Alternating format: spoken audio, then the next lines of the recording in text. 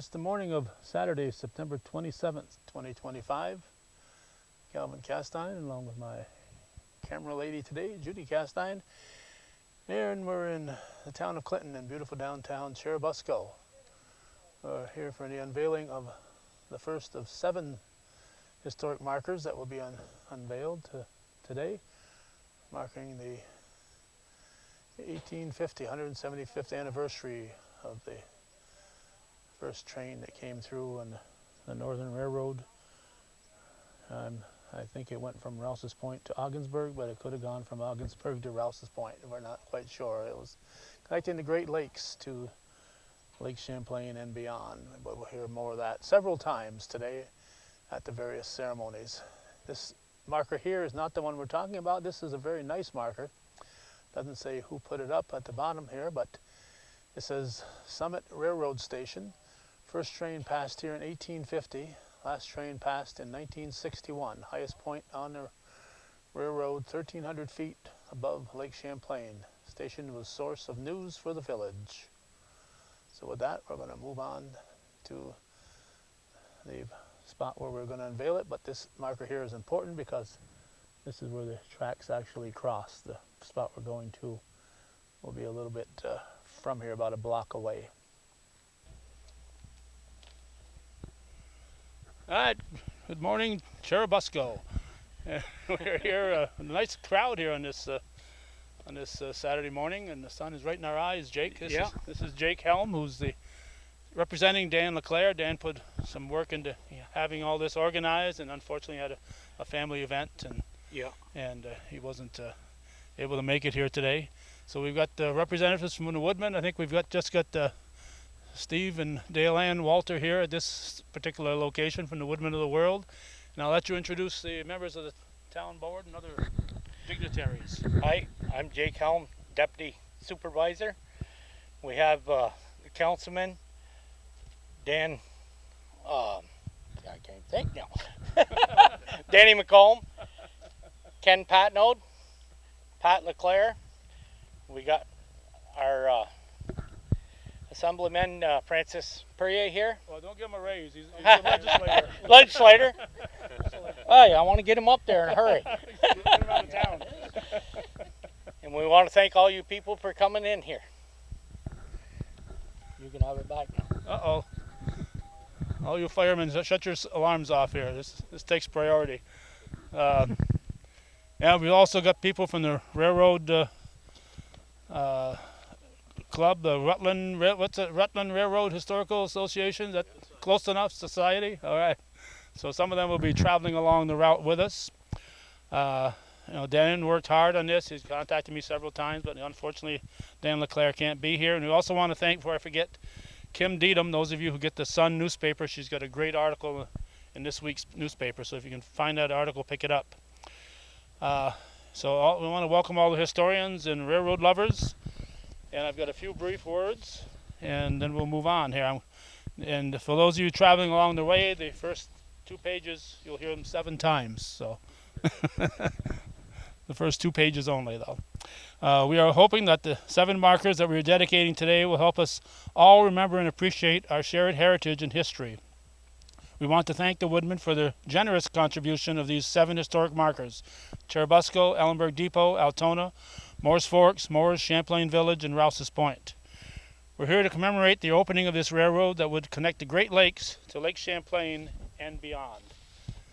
The original script on the marker, and these are very nice original GLF grain bags we got on them.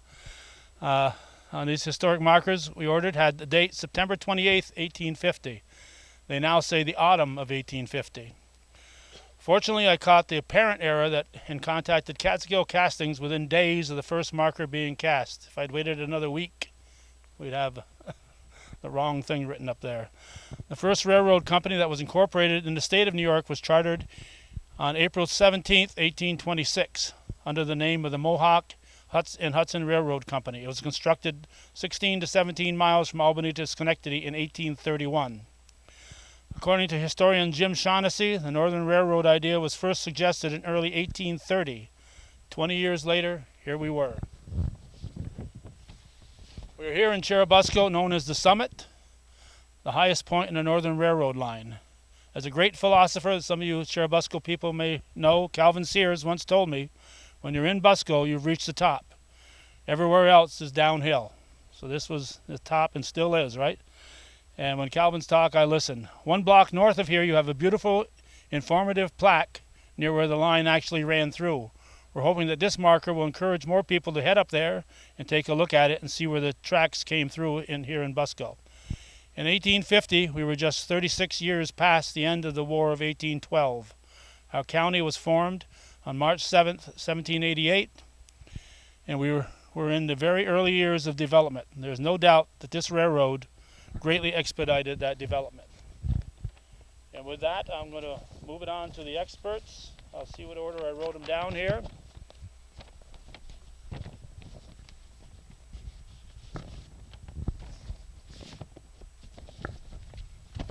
Looks like I wrote down Rebecca LeClaire first, the town historian for Churubusco, or the town of Clinton. Good morning, everybody. I prepared a few quick words about the railroad here in Busco.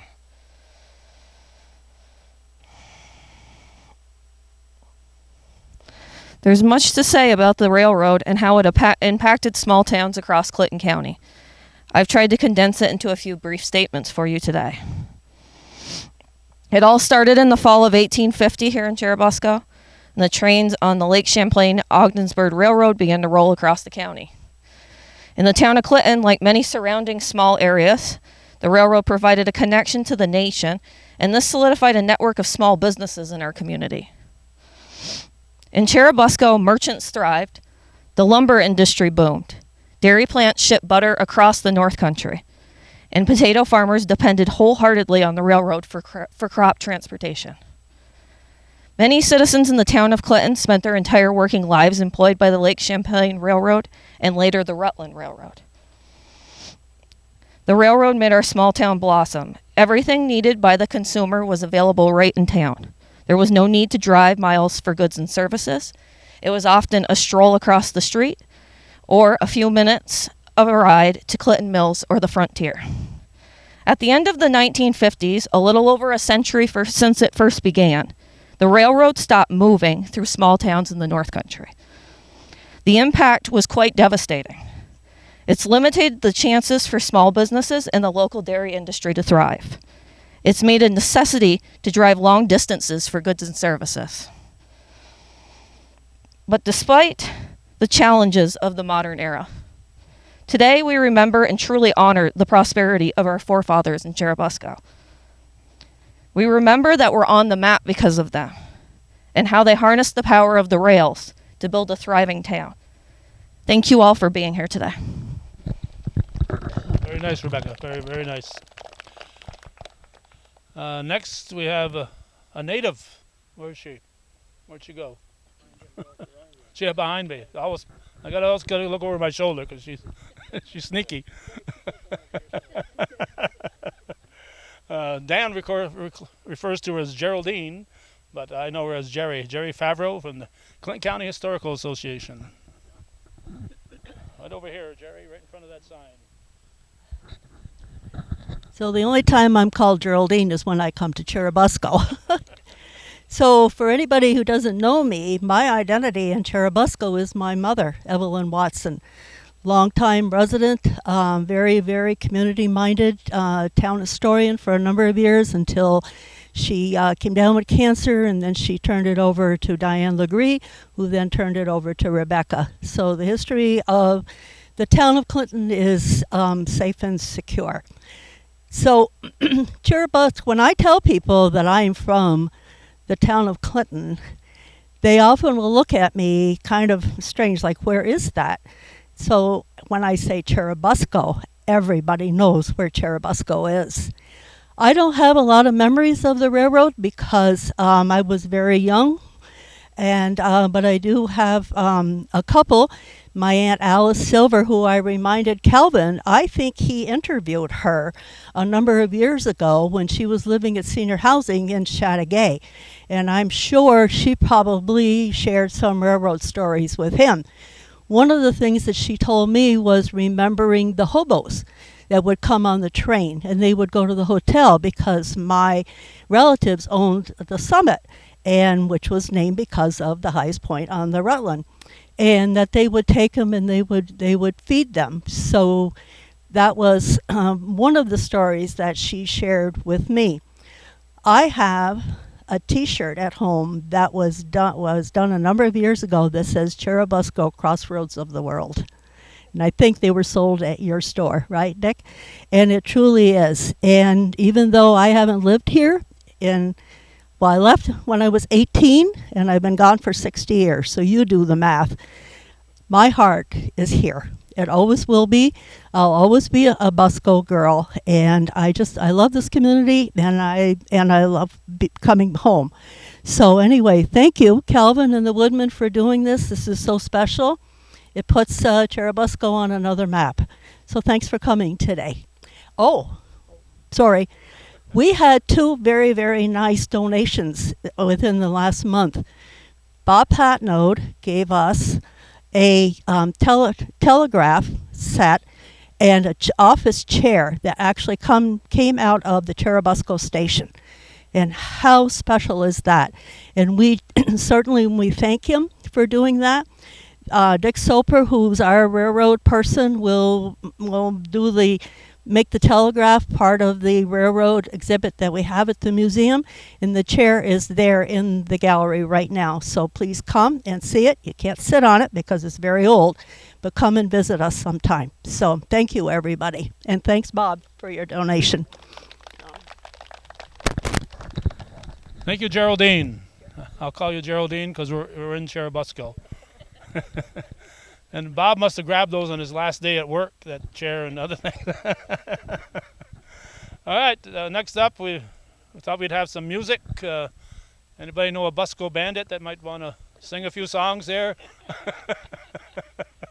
Mr. Dick DeCoste is going to say a few words. Dick, come on over. Do you need me to hold the mic for you? You got something in your arms here? Still got two good hands, I guess. Still got two good hands, all right. Yeah. Well, thank you for having me come down. I didn't know about this till a day and a half ago. Daniel Clerk called up and said he couldn't make it, and maybe I could help fill in along with Jake to say a few words about the railroad. I have a fair amount of memories about the railroad because I was born on the Luby Road, about a mile west of town, and as a very young person, I remember the steam engines going through because we could see them very plainly from where the house was. The house was kind of up on a hill, and we were looking down on the tracks. And I guess we didn't think too much of it back then. It was just part of life, You see the trains go through, and whatever time it was, it must be 8 o'clock, it must be 7 o'clock. You could set your watch by them pretty much. And then somewhere in the mid '50s, I'm not sure the date, they changed to diesel engines, and that was a big spectacle I think most everybody in town was excited, excuse me, to see the diesels go through because we'd never seen them before, and that eventually wore off, and we got used to that. But I've always been pretty close to the railroad. We moved from a mile out of Churubusco into the village here for a while, and of course I had my Uncle Esmond had the store right down on the corner, right next to the tracks, and there was actually a siding there where he used to get feed cars dropped off, and he would sell the bulk feed to the farmers and so on, and then later on it already came bagged up. He used to originally got it in bulk, and he'd grind it and bag it. Originally it came bagged up, but there was a siding there, and then his house was right across the street on the corner. So, and I had my cousins all lived there, and one of them, John, was about my age, and we used to hang out a lot. But we'd see the trains go by. We put pennies on the track, and quarters and nickels, and see which one had flattened out the most. But we sort of took it for granted back then because it happened every day, 3 or 4 or 5 times a day, and didn't think too much of it. But when it was gone, it kind of left a big hole. No more trains going through. But when I was younger, living on the farm, my neighbors was Tap Demore and the Demore boys, and Tap's father, Horace Demore, had been a telegrapher on the Rutland Railroad, and he worked at the station right here.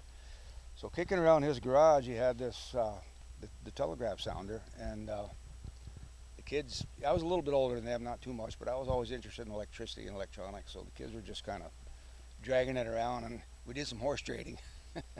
And I ended up with it, and I've had it for about 60 years, and I just recently donated it to to Chris Trombley for his museum over there. I've been to the Moores station when Larry Marnes was still around and had it, and it's unbelievable. It's like stepping back in time. It's like going back into the 1950s.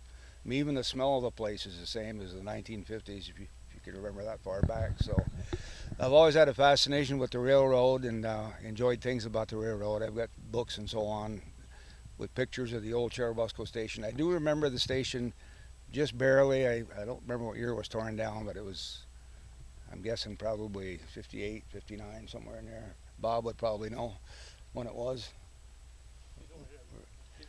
But area is right there. Somewhere in that area, I guess. I don't remember exactly, but it's always been fascinating to see the trains go through, and it was definitely a big part of the history of the town of Clinton and the village of Cherubusco especially. So I'm glad to be here today, and I just thought I'd bring this down. Everybody can have a look. Larry's going to take it back with him. It's now his, and he'll have it on display at the Moores station, which is a good place for it. So thank you for having me come down. Appreciate it. Okay. Larry is now Chris, though. That's right. Larry Marnes is here watching over us. All right. I guess we got Mr. Bob Patnaud, who got his walking papers back in 60, and he got his official word in 61. You want me to hold the mic, or you want to hold it, Bob? All right. All right, this is a summit. When the trains got to Cherubusco, they usually took 2 engines. And when they got Busco, they'd unhook. And we had a Y, but the train had to go back down, the old coal trains. And there's 3 generations of us. My grandfather, Demore, my dad, myself, worked with the Rutland.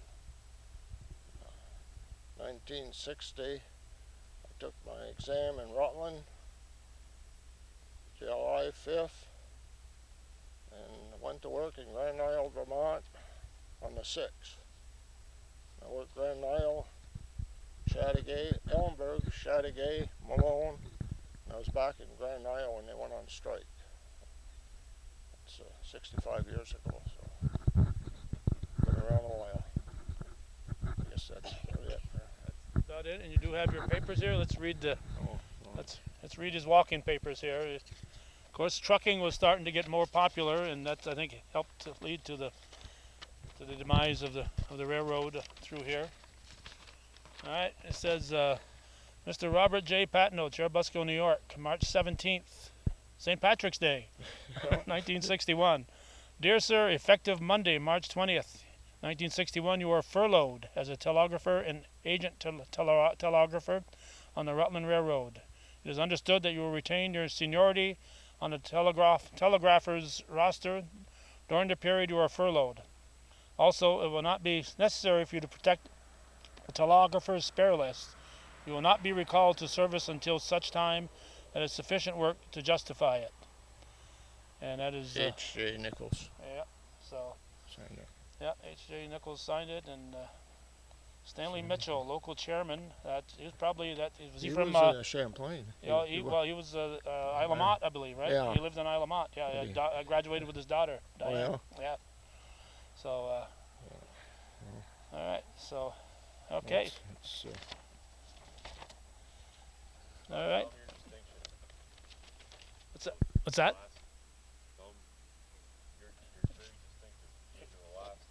Oh, I'm the last living employee of the Rutland Railroad. Last living employee? Yeah. Holy cow.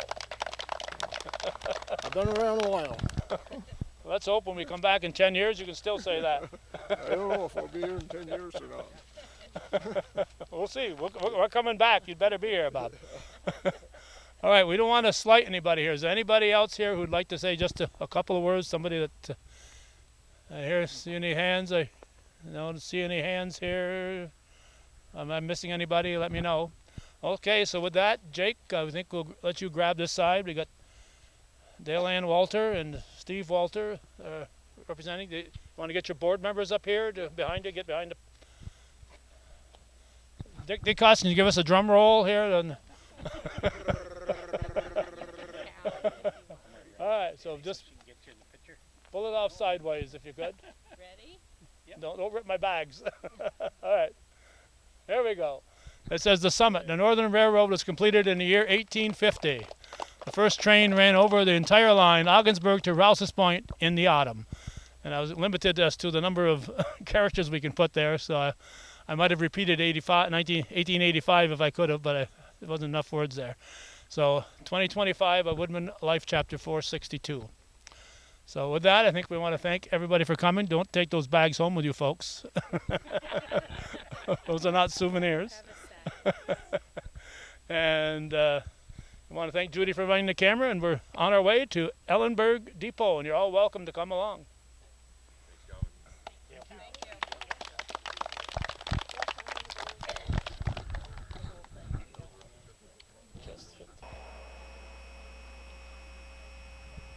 Okay, it's September 27th, 2025. We're on the second station of our trip through the North Country, recognizing the Rutland Railroad and its first trip through here back in 1850. And the first thing I'm going to do here in Ellenberg, we're in the depot, and we're going to ask the town supervisor to introduce himself and maybe some of the people around us, and even say a few words if he's so inclined. Thank you. Good morning, each and everybody. My name is Jason Deasy. I'm the Ellenberg Town Supervisor.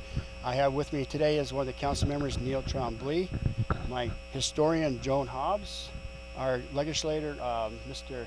Francis Perrier, and at this time I'd like to say thank you to Mr. Castine for spearheading this and helping us out, getting this done today, and to the Woodman's Chapter 4, I think it's 92, right? 62. I couldn't have messed up. So, but I appreciate everything you've done to get this spearheaded and get it here to us in this town. So thank you. Yep. Now Joan's going to have a half-hour speech on the history right at the end of this. I'm behind-the-scene person. Behind the scenes. Well, I'm normally behind the scenes too, but I got Judy doing that today. So I want to mention our Woodman officers. We got Dale Ann and Steve Walter, and this fellow here, what's your name? Dave Blix, president. Any other Woodman? I don't see anyway. So. Thank you. And there's a lot of railroad people here that are tagging along, making their way down the track. Before I forget, I want to mention Kim Deedham. If you get your hands on the Sun newspaper, she has a great article in this week's edition, and very happy with what she did there. For the people who were in Busco and the people who will be at the next 5 stops, these next 2 pages, we're going to do them again. But then I have 3 other pages that I haven't read yet, so you'll get some brand new stuff. We are hoping that the 7 markers that we are dedicating today will help us all remember and appreciate our shared heritage and history. We want to thank the Woodmen for their generous contribution of these 7 historic markers, Cherubusco, Ellenberg Depot. And I got to point out, I didn't put the H on the Ellenberg because I used the modern spelling. So the Ellenberg doesn't have the H, but if you go up the road here to the station, it's got the H up there. Altona, Moores Forks, Moores, Champlain Village, and then Rouse's Point. We're here to commemorate the opening of this railroad that would connect the Great Lakes to Lake Champlain and beyond. The original script on these markers that we ordered had the date September 28th, 1850. They now say the autumn of 1850. Fortunately, I caught the apparent error and contacted Catskill Castings within days of the first marker being cast. If I'd waited another week, all of our markers would have the information that is, then disputed among other historians. The first railroad company that was incorporated in the state of New York was chartered back on April 17, 1826, under the name of the Mohawk and Hudson Railroad Company. It was constructed 16 to 17 miles from Albany to Schenectady in 1831. According to historian Jim Shaughnessy, the Northern Railroad idea was first suggested in early 1830. 20 years later, here we were.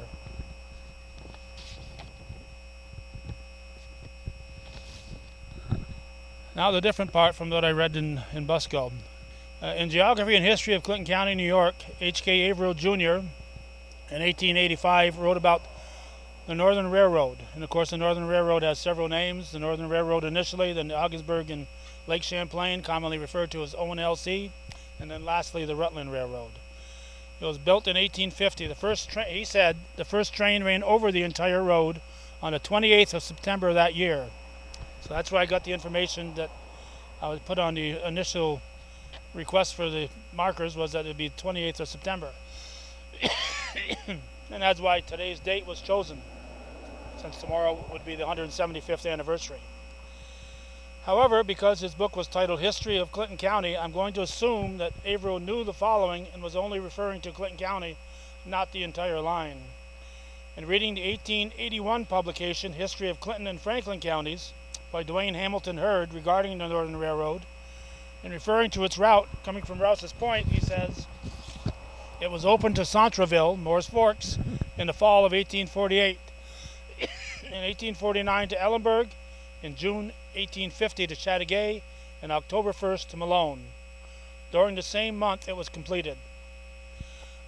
However, historian Jim Shaughnessy in his 1997 Rutland book says the line was completed on September 30th, 1850. So when old-time historians disagree, it's easy just to go along with what we know for certain. If my voice lasts there. The entire line from Rouse's Point to Ogdensburg was completed and operable in the fall of 1850. In order to better understand the importance of this event back in 1850, we have to remember this was all wilderness up here, waiting to be developed.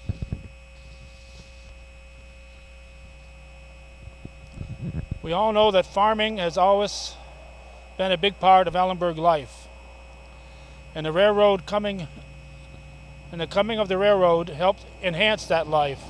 The Sheffield Mill plant is a big testament to that, although we can no longer see it because of the trees. But shipping milk and butter on the Rutland Railroad allowed these farms to grow and prosper. In the late 1800s, early 1900s, there were several creameries in Ellenburg. One creamery in 1904 showed that the 6-month period that they shipped over 64,000 pounds of butter, bringing in almost $12,000. The records show that 53 farms in South Ellenburg area delivered milk to the factory. I think we'd have to go a long way to find 53 farms in today's world.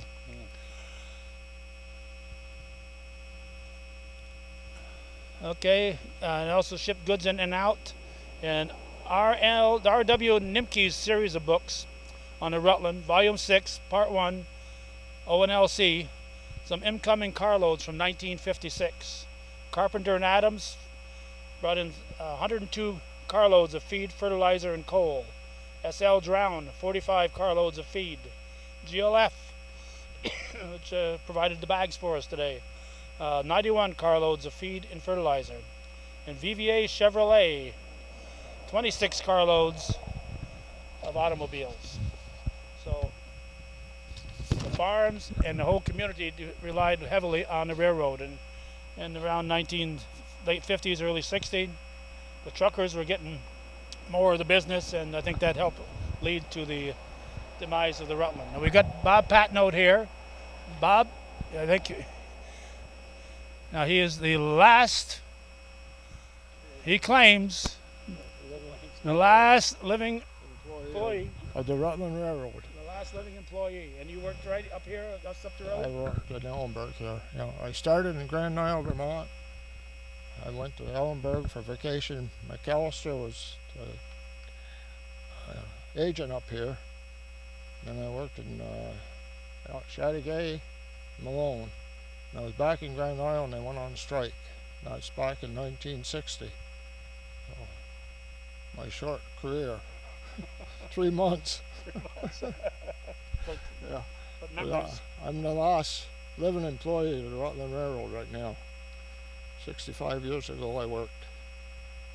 Yeah, so, and if you watch the Cherubusco segment, we read his walking papers. Yeah. It's all right. We haven't got to see him again here, but he got his walking papers in '61 saying he was furloughed. Yeah. Didn't say he was retired, just furloughed. Yeah, that's They right. haven't called you back yet. No, I don't think they're going to either. It doesn't look good. No. They picked up the rails, so yeah. So, All right. I guess that's about all. All right. Appreciate Bob. Appreciate you showing up, coming along on these. Is there anybody else here who would like to say a few words? We don't want to we don't want to deny anybody a chance. Anybody? If not, then we'll get our Lodge President, Chapter President Dave Blixt up here, and our other Woodman members to stand with him. And the Ellenburg officials can be on one side, be on that side there, because Dave will trip on those wires. So then you grab the corner of the. All right, and somebody will do the train whistle, and we'll have the official unveiling right now. As you will, guys and gals. All right, it says Ellenburg Depot, again without the H, the modern spelling. The Northern Railroad was completed in the year 1850. The first train ran over the entire line, Ogdensburg to Rouse's Point, in the autumn of that year. Presented 2025 of Woodman Life, Chapter 462. But we can all just imagine the excitement here 175 years ago when that train came through. And the speed with that they built this railroad is just incredible, a few short years it took. So if nobody else has anything to say, any other historians from Clinton County, we'll hit the button and we'll invite you all to come to Altona. Thank you. Thank you. Thank you. You're very welcome. I can take that. Thank you, Calvin, for doing all this. I know. All right, my wife says it's okay to talk now, Joe. Very good. Very good. I'd like to welcome everybody here. We're going to turn the mic over to Joe Snide for a bit in a moment, but I have 2 pages that I do at every stop here, so I'd like to have them be a little different each time. Okay, so. very good. So first we'll introduce our Woodman officers. We got Jeannie Bushy here. We got Dave Blix. We got Dale Ann Walter, and somewhere we've got Steve Walter. Anybody else from the Woodman here? No, we're here to dedicate this. And we have village and county officials and various historians. And I'll let Mr. Joe Snide, the town supervisor, tell us who's here from the town and say anything else he wants to say. Very good. Well, it won't take long. First of all, I'd like to thank everybody for coming out this morning. This is a very special event. I'd like to thank Jeannie and her crew for getting this established. I'd like to thank Francis Perrier, county legislator, Christina, town historian, for doing an excellent job, and everybody else. We wouldn't be here without the Woodmen and all the hard work they put into it. So I will not take up all the time. At this time, I'd like to introduce Jeannie Bushy and have her say a few words.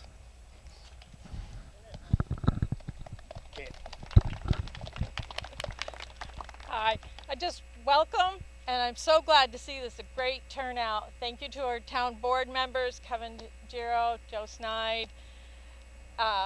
This is exciting. I love working with Woodmen. We do so many things throughout the whole community, and Calvin got this going, and I'm so happy to be a part of it.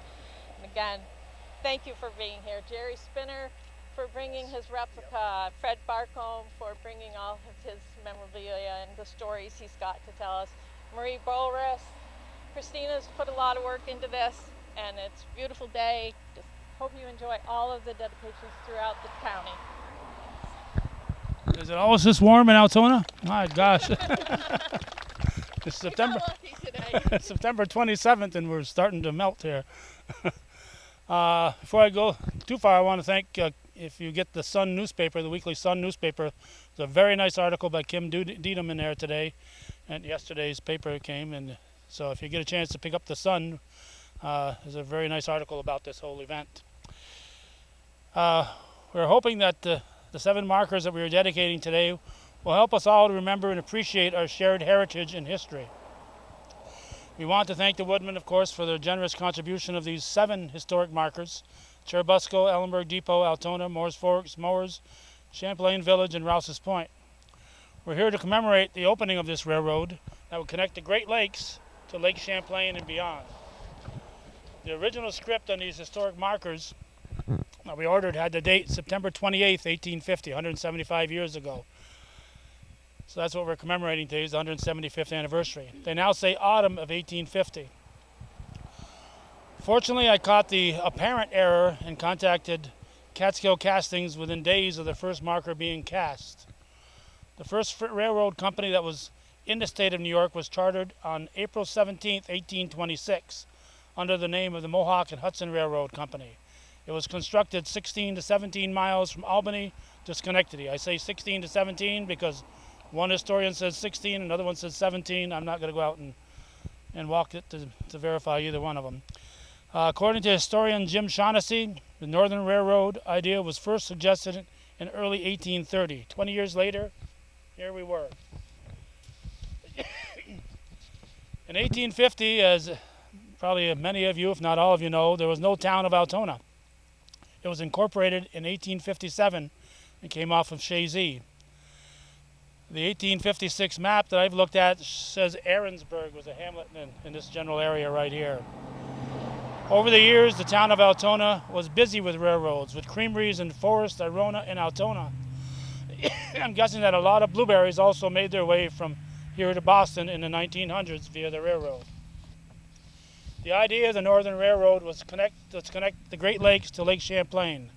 Boston and New England capitalists saw the great advantage that their area could derive from this venture, opening to them the undeveloped wealth of the Northern New York, that's us, the wealthy Northern New Yorkers, together with the rich grain-producing regions of the West throughout the Great Lakes. Meanwhile, railroad meetings were held in St. Lawrence, Franklin, and Clinton counties, and the citizens took hold of this matter enthusiastically, certain that the Lake Champlain terminus of the road would be in Plattsburgh. The route they envisioned was Plattsburgh to West Shazy, over the Flat Rock, and into Ellenburg and Busco. In 1846, a grand railroad convention was held in Malone. Reportedly 1,000 delegates were present. The Plattsburgh capitalists blindly trusted that Plattsburgh would be the point where the railroad would meet Lake Champlain. This belief was cunningly fostered by the Eastern capitalists, who were the prime movers of this enterprise from the very beginning. So they were pulling the wool over the New Yorkers' eyes at this point. But louder. Okay. Somebody stop the traffic. That would help greatly. Just too busy here in downtown Altona. The route showed that the road coming from Busco to Ellenburg Depot and onto the area we now known as Altona looked like it was on its way to Plattsburgh. It wasn't until it was too late that they discovered that the railroad was going to make a turn and head back north to Centreville, Moore's Forks. So that's why it makes that big turn here and heads back north. Originally, the Plattsburgh and the New York City folks thought it was heading south. And from there on to Rouse's Point. Actually, the distance to Lake Champlain by taking that route is roughly about the same as it would be if the line ran to Plattsburgh. And with the flatter grade, the route made more sense for the locations of that early area. I'm a lifelong New York Yankees fan, but in this one instance, I'm glad Boston came out on top.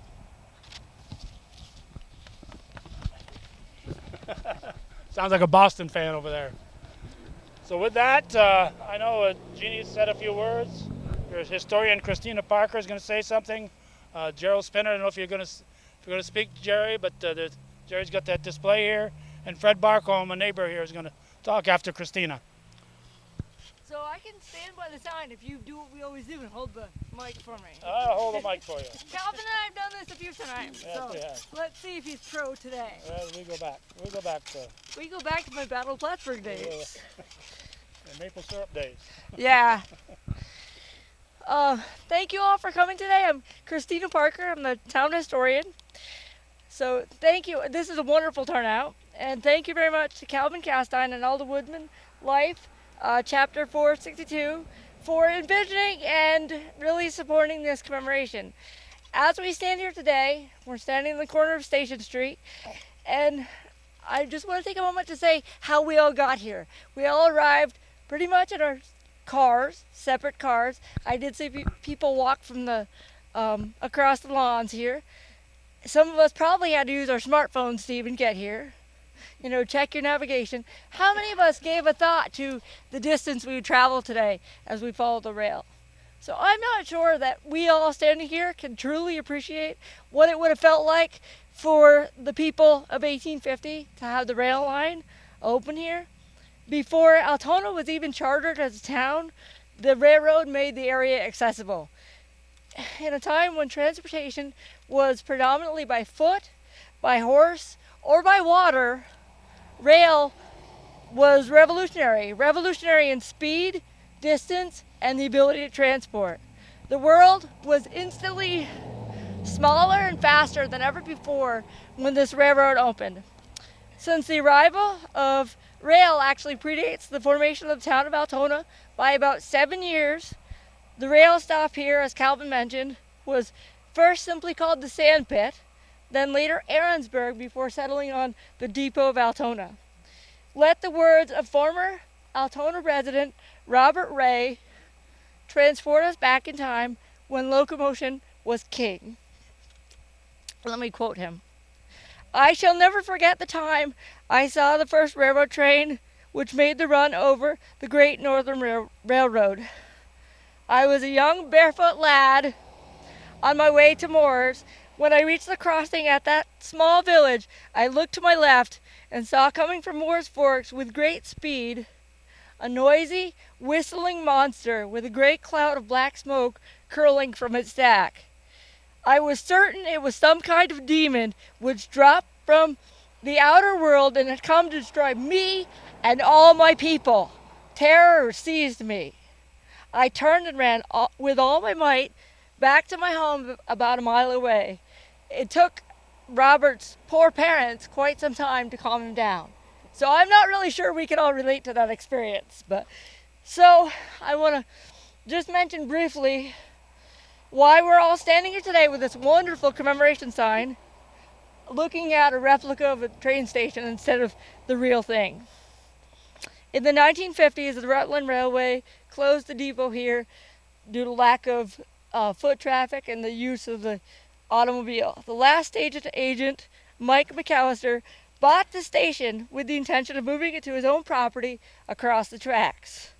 On the day of his planned move, he was very much aware of the regular train schedule, but he was unaware of a schedule change.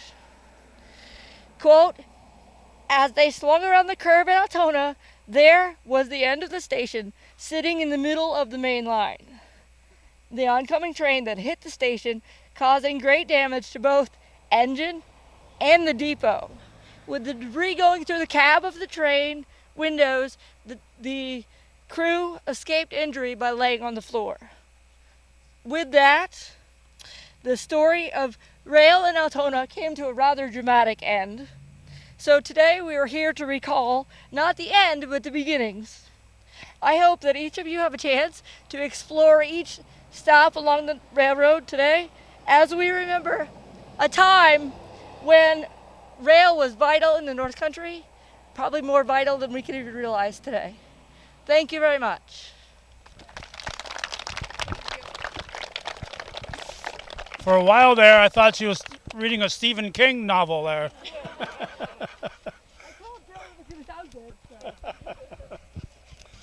We have Jerry, did you want to say anything? Jerry, where'd Jerry go? No, thank you. Okay. Fred Barcombe. He's from the neighborhood. You got to use your outdoor voice apparently because of all the heavy traffic here in Altona. Yeah. Want me to hold this for you, Fred, or you want to hold it? Yeah, hold it. Okay. Yeah, I've been in this neighborhood now for 62 years, so. You were born here then? Well, no, I was born in Alderman. No, I'm 87 now, so you know that. But first, I got interested in the railroad when we were going to school, and we used from Arona to Altona. Sometimes the bus would be side by side with the train, and then we'd have to stop, and then the train would get ahead of us. I don't ever remember the bus having to stop at the crossing here.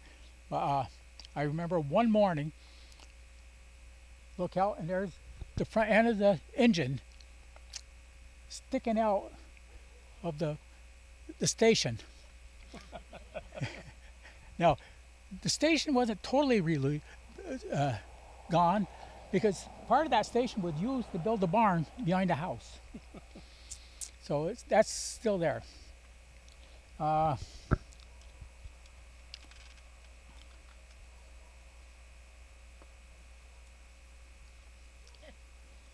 Later, the route in the bus had changed, so I didn't see that. But then a lot of times I visited with my, when I say visited, I came to Altona with my mother and father, my brothers. My oldest brother loaded wood on the train here, right across, right back here. And so that was interesting. And what was very interesting is when I come at night and see them loading up water right across the road here, and watching the things. I do have the wheel of the wheelbarrow that they had at the station. I still have it. It's right here. Anybody wants to see it? I put it on a thing. So a lot of coal and iron ore. A lot of people don't realize that Altona was an iron ore area. I don't know where the iron ore come, if it came from Blind Mountain, which could have went to Chattagate and then here. But the iron ore was unloaded right here, well, in front of my house, and brought up to the river, and at the river there it was smelted. I also learned just yesterday that after the iron ore was smelted, some of that went to Worth Forks, and there was something done to it to make it stronger. Now, when I was a kid, and right behind Barbara's house where she was, my wife, I remember there was still pig iron, what they call pig iron, pieces of it still there. So that was, and I'm not sure where the iron ore came from, but I have my pet rock over here, and if anybody's interested in trying to pick it up, make sure you got a little bit of muscle. Nobody's going to steal it on you. When we first got married, this is going to tie in with what I'm going to talk about. Barb and I lived in a small trailer. We outgrew the trailer, and I was looking for a place. I had a lot that I was going to build a house on it, but came pregnant for the fourth kid, and it was time to find something. The house became on the hill here, came up for sale. So we made some deals. Now I got to tell you, that first house is in California, but we never lived in California. Okay? Now I'm going to give you a hint now. The first that trailer was, and the lot that I had bought was used as the down payment for the house. And I bought the house on a hill. So, and I lived there for 42 years. I saw the last train go through here. The last 3 trains came here. They kept us awake at night because they'd always park right in front of the house, let it run all night. And on the third day, the last train that we saw was coming over from the east, and they were picking up the tracks. As the train got right in front of my house, I took a picture of my daughter, my oldest daughter, Debbie, and she was the last person on that train from Altona. I took a picture of her, and she was about 5 years old at the time. From there on, we, shortly after they picked up the rails, the railroad became for sale. I put a bid in, and I got it. And from then on, all the things that you see around here, this stuff that I've been picking up out of the ground, I've had picked up coins, everything's under that ground, you know. Iron ore, a lot of coal, Matter of fact, my grandson picked up some coal a couple days ago at the river. The river was the lowest I've ever seen it, and picked some items up from the railroad that were still in the river. And that's years ago. So, well, when we bought the big house, the people that I bought it from moved to California. There's an it, okay? And So then we lived here for 42 years in the house. And then I moved to where the cattle, what they call the cattle yard, which is a knoll just back here. And we built the house on top of the knoll. The kids, there's a name for the knoll. It was a cattle yard, but my kids named it the mountain. They were always, and a lot of kids from the town here would call it the mountain, because they'd go play on the mountain. Pretty much then that was it, and over the years, just keep finding things. I can in 10 minutes I can go out with somebody and then find an item out there underground. So that's the way it goes. Here we are now. I've lived on a hill now 23 years, so been a long time. It's your neighborhood. Okay. So anybody's interested, wants to go up to my house and see what I'm talking about, the side tracks that ran down the side, right through the house over here, the White House, right through the center of the house, in front of where my house is, right behind my daughter Jeannie's house. That was where the side track was. And you can drive a truck fully loaded on my lawn and it's not going to sink. Because that's where everything else was done. Well built. Iron ore, whatever you would call it, is under there. And a lot of Altona rock. Okay, thank you. He must be flat rock. Okay, thank you, Fred. All right. He brought his fan club with him here, I see that. You brought your fan club with you here. That's my granddaughter. Back a great granddaughter. All right. I'd like to mention, I used to live in that house when I first got married. And behind those cedar trees is the big water tower. They built those. That's what I want to show the people. Tower. I don't know if I want to show up. Okay. Right behind those trees right there, there's a whole bunch of concrete pillars. That's where the water tower was, okay? Now, the water tower isn't totally destroyed, because part of the water tower is also built in a barn. And very, very plain. When you look at them, you can say, yes, that was come from that water tower. And the spout was right here across the road, where about where that red truck is where the water spout was, that where they loaded the train. And I used to like to watch them load the trains when they came here. And there was two sets of tracks here, because this is where they met. So the trains would meet here. And you'd have to pick up cars, and you got to. Yes. Yep, they pick up stuff, and but they could meet. Trains going both each way. Right. They could meet here. So, and that was gone when I moved here. It was only one rail, the side rail on the side, and the extra rail that was gone. And when I bought the property from the road here to the Joe Wood Road. Wow. So, and I sold little pieces of property to other people that wanted. So that was it. So if anybody's interested, I'll show around some certain things. And if people watching on video, stop in anytime. Right, Fred? Yeah. Oh yes. Yeah. 3 o'clock in the morning, doesn't matter. You're leaving the Rainbow, stop in and knock on Fred's door. 3 o'clock in the morning, that's negotiable. You may charge extra for that. All right, I don't want to leave anybody out here. Is there anybody here that would like to say a few words, historian or whatever? Put your hand down, scratching your ears like being at an auction. You can't. Yeah, we have somebody here. We have a volunteer. Step right over here, right in front of the sign, sir. Nice and loud. And your name? Name's Carlton. Trudeau from Altona. We're not going to square dance.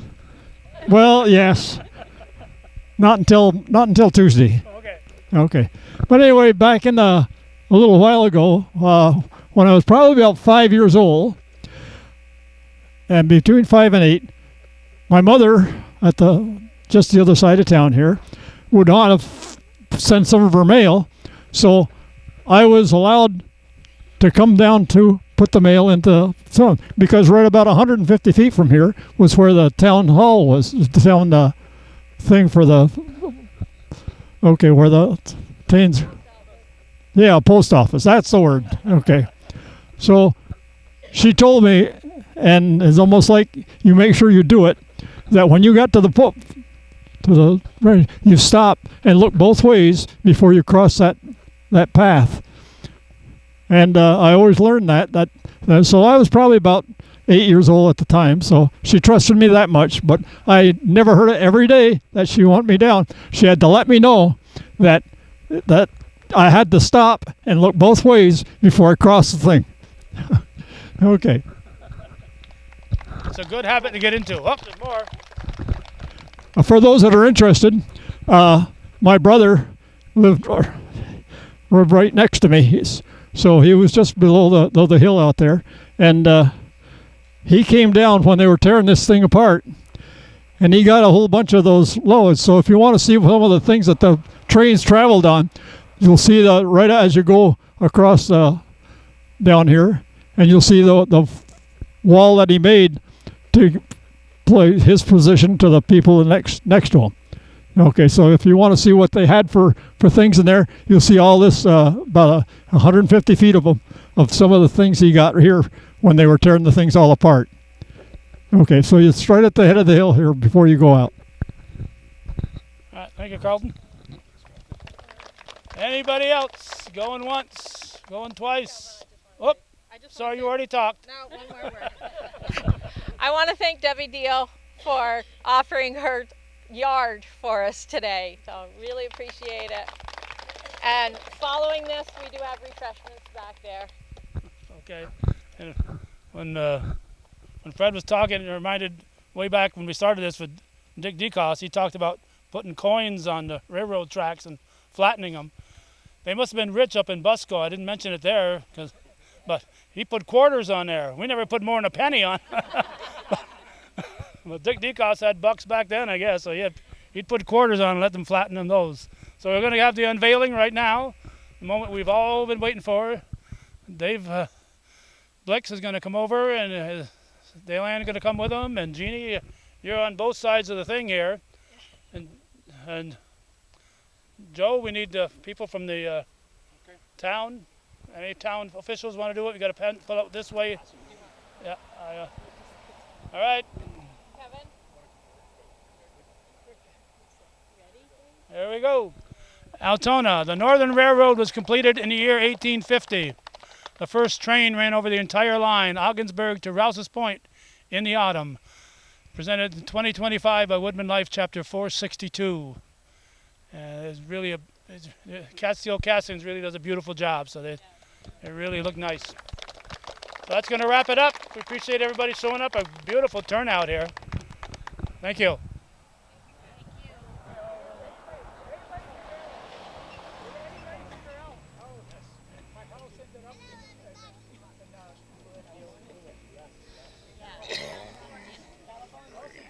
All right, Judy's checking out the crowd here.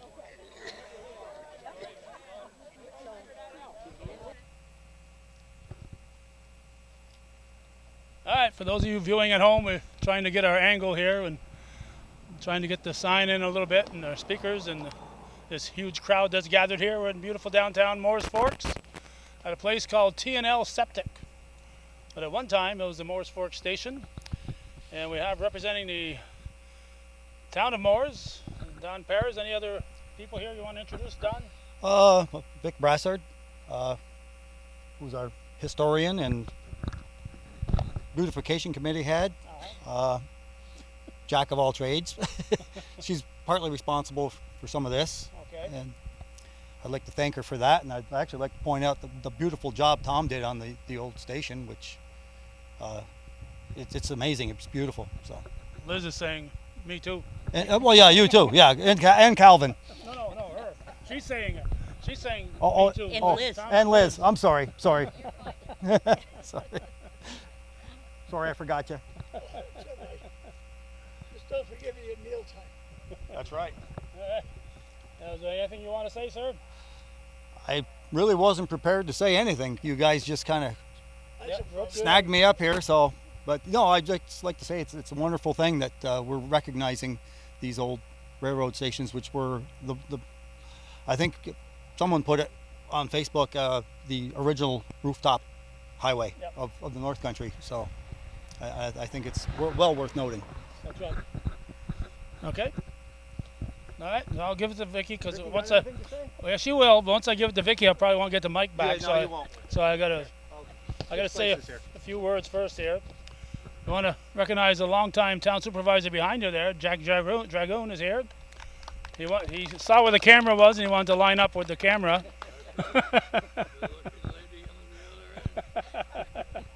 She's a happily married lady on the other end. Okay, so I've got a few things to say, then I'll turn the mic over to Vicky, who's a 100% 24/7 town historian. You know, she doesn't take a day off. I want to introduce our Woodman officers because Dale Ann and Steve Walter, Dave Blix. Anybody else in the Woodman here that I'm not recognizing? Okay. Town and village officials. We got Francis Perrier here in addition to Don. Anybody else from the town or county or anything I should recognize? Nope. Larry, our town assessor. Larry Wolf here. He's suddenly developed an interest in railroads. Hell no. Larry did a very nice video with us many years ago with Nimke books. And Yes. we appreciate that. A lot of historians and railroad lovers here too, and you're all going to be invited to speak if you'd like. Before I forget, as always, I want to thank Kim Deedham from the Sun newspaper. If you haven't gotten your copy yet this weekend, it's a weekly paper. It's a great article on today's event. And I've got just a few words. The first 2 pages are words as I've said every stop. I've said at every stop, so we'll continue with those. And I have one more page, and I'll turn it over to Vicky. We are hoping that the 7 markers that we are dedicating today will help us all remember and appreciate our shared heritage and history. We want to thank the Woodmen for their generous contribution of these 7 historic markers: Cherubusco, Ellenburg Depot, Altona, Moore's Forks, Moore's, Champlain Village, and Rouse's Point. We're here to commemorate the opening of this railroad that would connect the Great Lakes to Lake Champlain and beyond. The original script and the historic markers that we ordered had the date September 28th, 1850, 175 years ago tomorrow. That's how we chose today's date. They now say the autumn of that year, 1850. Fortunately, I caught an apparent error and contacted Catskill Castings within days of the first marker being cast. The first railroad company that was incorporated in the state of New York was chartered on April 17, 1826, under the name of the Mohawk and Hudson Railroad Company. It was constructed 16 miles from Albany to Schenectady in 1831. According to historian Jim Shaughnessy, the Northern Railroad idea was first suggested in early 1830, just a year after that Albany to Schenectady Road was constructed. And that was in 1830, and 20 years later, here we were. Going back to Jim Shaughnessy, his Rutland Railroad book, he says the transportation, or the lack of it, had been a major problem ever since the first great influx of settlers following the War of 1812. What trade there was in the Champlain Valley was oriented to the accessible markets of Montreal and Quebec. The Great Lakes trade was burgeoning, and the challenge was to join the two from St. Lawrence River port of Ogdensburg across to northern New York by easy grades north of the Adirondacks. So obviously it's a lot easier to go like this than it is to go up and down those mountains. Financiers in the seaboard cities were gradually becoming intrigued by the revolutionary new mode of transportation, that of moving goods and people swiftly and smoothly over roads of iron, railroads. Now you have to pay attention to this because I've read it in a couple different locations, so it's apparently a fact. There was a brief flurry of excitement in 1837 when a Boston group proposed the construction of a completely covered railroad through the mountains, but that commendable idea fortunately died quickly. Then he adds, the passage of the first train would probably have set off the longest fire the world had ever seen, just on this side of the lake, 118 miles long. So you can imagine a spark starting a fire in an above ground subway like that and burning all that timber. It would have been very, very interesting. And speaking of very, very interesting, I'm going to turn this microphone over to the town historian, Vicki Davison, Brassard. And I complained at a town board meeting about a year and a half ago that as Champlain town historian, she's making the rest of us look bad. So you got to find a way to slow her down. We're trying. Yeah, so you haven't done it yet, but I complained at your board meeting, if you may recall. If Gib can't rein her in, we can't. Then she brings in her family to help her besides, whether they want to or not. All right, Vicki, do you want to hold the mic, or you want me to hold it and step out in front here? Yeah, I'll step out front, and you can hold it. I can hold it. Unless it's... No, yeah, it's getting okay. too heavy. Half an So- hour, I may get a little heavier. So, the Woodmen for donating these beautiful historic signs. The railroad was a very big reason for our towns being the way they are today. The story of Moore's Forks cannot be told without the railroad. The Northern Railroad, the true pioneer of railroads in the North Country, was formally incorporated on May 14, 1845. $2 million in stock was sold at $50 a share, and by 1848 construction was underway at both Ogdensburg and Rouse's Point. By that fall, the rails reached Centerville, and a year later, Ellenburg. This progress was remarkable for its time, built by hand and horse labor, and powered by Irish immigrant workers who earned their lasting reputation as builders of America's railroads. The earliest stations in Clinton County included Cherubusco, Ellenburg Depot, Woods Falls, Center, North Junction, Champlain, and Point. By 1856, a county map listed over 42 business subscribers, showing how quickly the railroad was woven into local commerce. The present station was constructed in 1900 after the original Centerville Depot burned. Over the next decades, the railroad was the lifeline of the community. In 1907, 8, and 9, a row of milk stations was built across northern New York. Milk from our farms was shipped daily by rail all the way to Melrose Junction in New York City. And if we look over here, we can see that this was milk station. In 1911, an automatic crossing signal was installed at Moore's Forks, a mark of their modernization. In 1922, a sidetrack was built for the Bronx Farms Milk Company, later taken over by Borden's Dairy, one of the largest milk shippers in the region. In 1936, the Bronx Farms siding was retired, but the railroad remained vital. In 1930s to the 50s, the Grange League Federation, GLF, used the team track here to deliver feed and fertilizer to local farmers, strengthening the agricultural economy. In 1956, the passenger service ended and the depot was repurposed as a feed store serving local families. In 1962, the tracks were officially retired. While trains no longer pass, traces of ties can still be found beneath the lawn. If you look this way, you can see the lines, hence why the sign was set here by the owners. That was a great idea. That reminders of the line that once carried our milk, crops, passengers to markets near and far. For more than a century, the Rutland Railroad carried the lifeblood of this community. Milk, potatoes, hay, lumber, supplies, and people. It linked Moore's Forks, Ellenburg, Altona Moores, and Champlain to the wider world. Though their trains are gone, their story remains part of our town's heritage. Thank you. Very nice. Very well done, Vicki. Now, at every stop, we've also had people that might want to speak. Jack, do you want to say a couple words? No? Okay. All right, so we'll catch you in Moore's. All right. Anybody else that railroad aficionados or historians or just...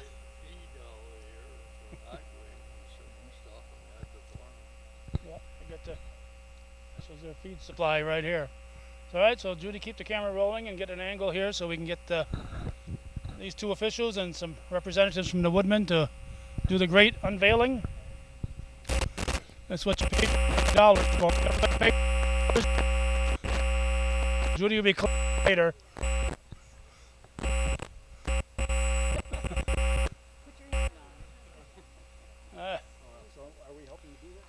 Yep.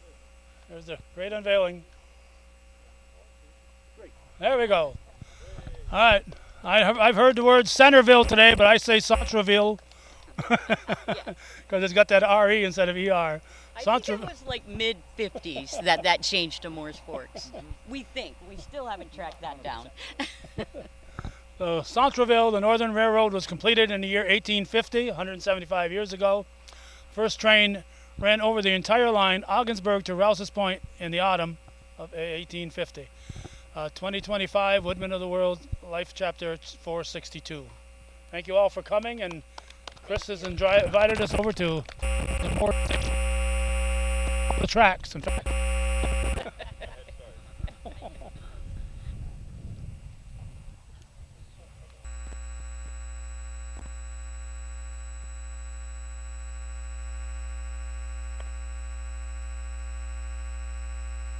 My wife doesn't talk, so this will be a rare opportunity for me.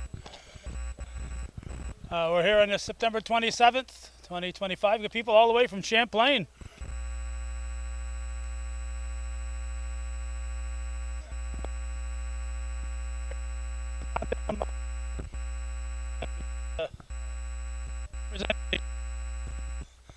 Board, we have Mr. Don Paris come up and say a word or two. We told him to talk in Moore's Forks. He talked for 15 minutes. Sure. Come on up, Don. Come on up. Any other?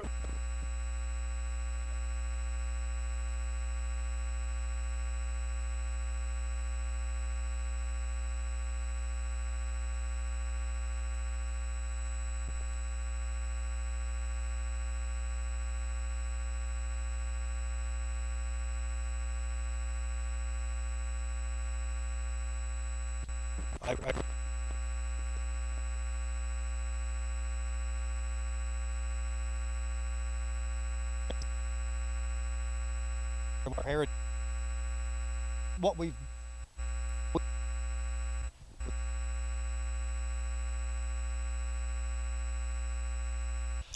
I don't really have a whole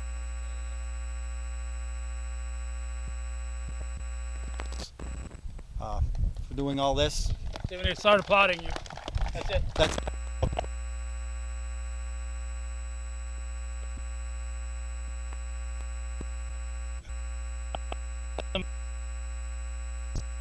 here, but here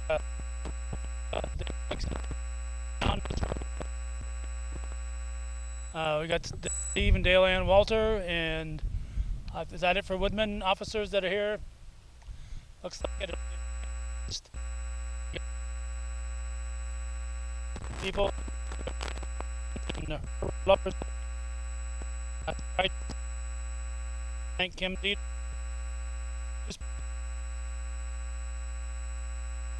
Great article on this event today. We want to thank her.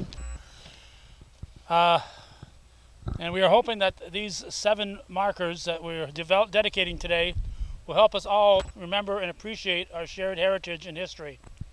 We want to thank the Woodmen for their generous contribution of these 7 historic markers: Cherubusco, Ellenburg Depot, Altona, Moore's Forks, Moores, Champlain Village, and Rouse's Point. We invite you all to one of these days just follow the route and go check out each of the markers. It's a nice fall project. You'll see a lot of beautiful color in the trees and trip through. And we're here to commemorate the opening of this railroad 175 years.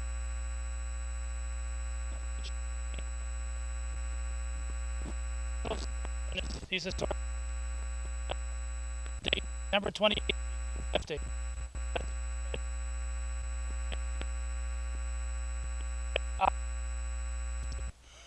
Fortunately,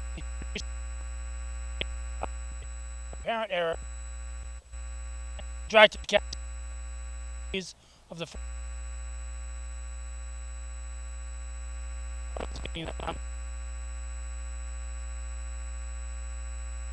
New York was chartered road company.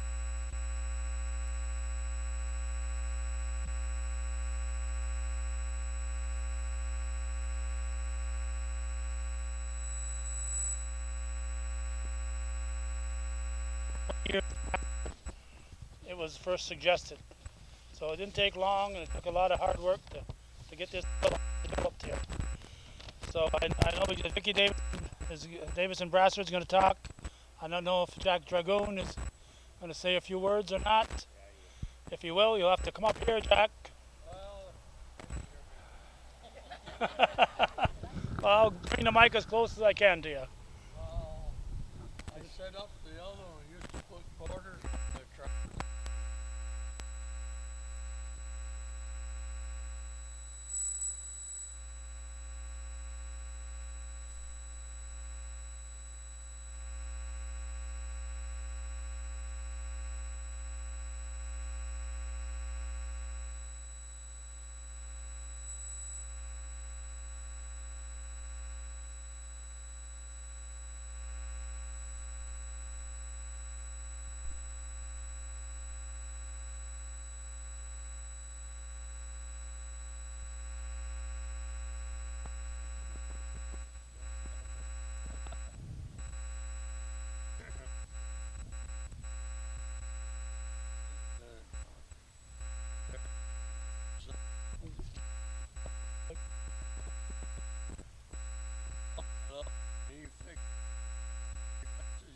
Today, and more sports, and I'm sure they'll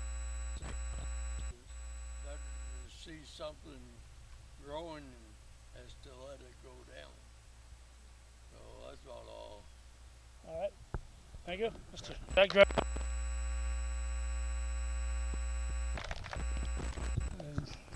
Supervisor for 4 years and okay. So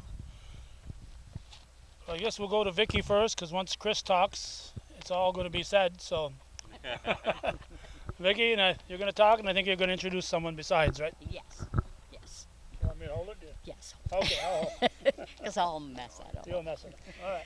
So I'm glad everybody came. It's a great turnout today, and we appreciate the Woodmen for donating all of these wonderful markers and not letting our railroad history disappear. It definitely won't with these signs. And as far as the history and so forth on the train station here, I'm going to leave that to Chris, because he definitely will know a little bit about that. But I'd like to introduce someone, Dick Soper, who was the transportation specialist at the Transportation Museum.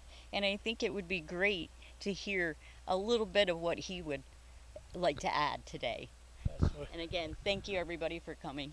And Dick has been doing presentations for the Clinton County Historical Association for a year or so, and sometimes he even repeats them.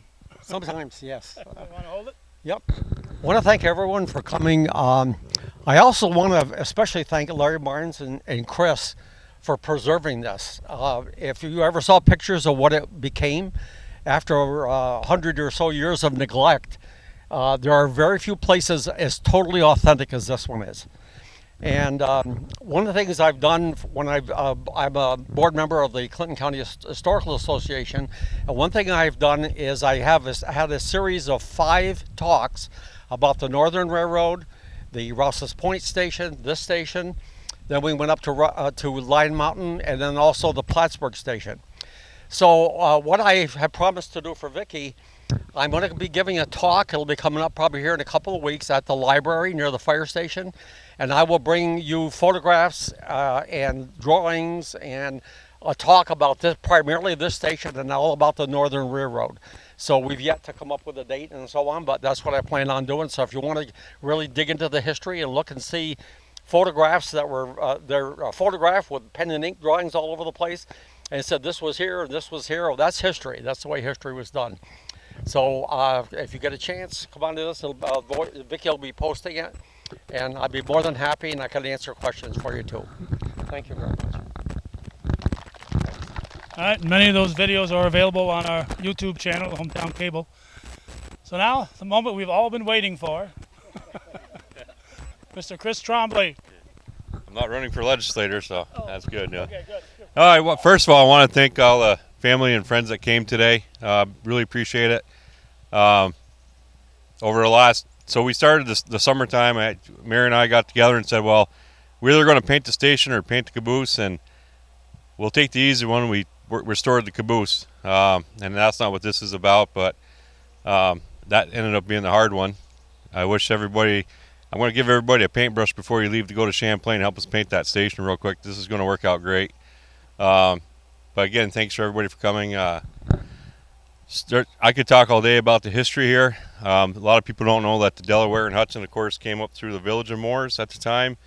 And, of course, the Northern Railroad, which we're talking about today, came through in 1850. So this truly was, that's why they call it Moores Junction. What we talked about, we started off in Churubusco this morning and worked our way through. And one thing that, we talked about the different commodities that went through. And when we get to Champlain, Sheridan Iron Works was a big commodity there. Dragoons Farm Equipment was a huge commodity here. They had a siding, as Jack had mentioned, just for Dragoons, and that ended up being one of the highest grossing next to Sheridan. That was the second highest grossing siding they had for revenue on the railroad. So, and one thing we didn't talk about is, and you go back in a lot of the stories, and the prices of dairy farms tripled when the railroad went through because they had a place to send the milk. Okay, so and a lot of the milk that went through here went to New York City or Boston, primarily Boston. So I'm going to forget somebody, but again, thank you to everybody involved, Mary, Caleb, Jackson, Vicky, and Gibby over the last summer. We've been working hard for this day. Calvin, of course, thank you very much, and the Woodmen of the World. They do great things. There's one guy that's not here today, my buddy Larry. He's here in spirit. And there's a few years after he passed away where I'll be honest with you, I didn't really come here because it was tough. But gaining that energy and seeing all the people and all the people I just mentioned, having their hand in it is kind of really, and Will Davis, of course, came all the way up from Albany. Will's with the Rutland Railroad Historical Society. My buddy Ronnie helped me out a lot this year with caboose restoration, and this is a great day, and it's been a great day so far, and hopefully we'll eventually make it to Champlain and Ross Point. But thank you again, Calvin, and thank you, everybody. Yeah, where's no? I guess he doesn't want to speak. Dick knows all that history. Jack gave some good history, and I think that's about it. Okay. Thank you. Appreciate it. There we go. Thank you. And thank you all for showing up. This is a beautiful turnout. Who's doing the count? Can't remember who's doing the count. Who's doing the count? Over 70. All right, new record along the train route here today. Okay, does anybody else want to speak? We see a hand over there. Two things. Come on up, Jerry. Geraldine, she's known in Churubusco, Geraldine, but Jerry Favreau is going to speak. Wait for the microphone here so people at home can hear you. When the Rouse's Point Champlain Historical Society obtained, or the village obtained the railroad station in Rouse's Point, Larry Marnes offered us the caboose. And we couldn't make it happen. It just wasn't something we were able to do. And aren't you glad we couldn't? Because this is where it belongs, here in Moores, and not. Yeah, I'll bet you. Yeah, yes. I also would just want to mention quickly. They mentioned the D&H Railroad Station at the Clinton County Historical Association Museum at 98 Ohio Avenue and on the Old Base Museum campus. Dick Soper, our train and car expert, has a very nice exhibit about the D&H. And I invite you all to come Wednesday through Saturday, 10 to 3, free admission. Okay, thank you. Thanks, everybody. Thank you, Jerry. Anybody else? I don't want to slight anybody. Anybody going once, going twice? Okay. So, we got one in the back. Let's have a round of applause for Larry. A round of applause for Larry Marnes.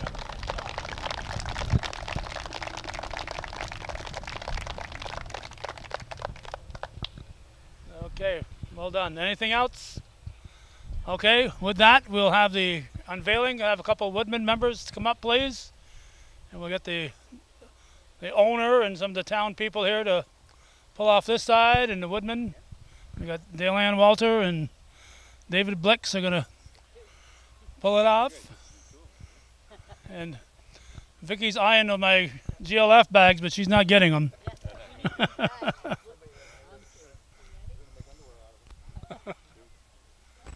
There we go. It says Moore's Northern Railroad was completed in the year 1850. Now, we didn't call it the junction because in 1850 it wasn't the junction. It was only the Northern Railroad coming through. Completed in the year 1850, the first train ran over the entire line, Ogdensburg to Rouse's Point in the autumn. Presented 2025, a Woodman Life, Chapter 462. And I can't think of a better place for one of these signs than right here at this location. It's a great site that is kind of unmatched as far as this side of the lake in Rutland history. So with that, I want to thank everybody for coming.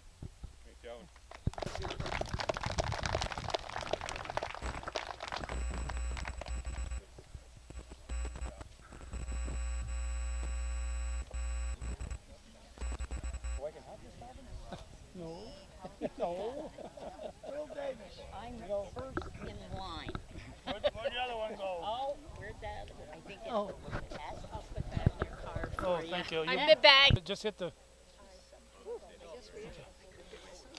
Oh, too late for sunglasses. All right, we'd like to welcome you all here.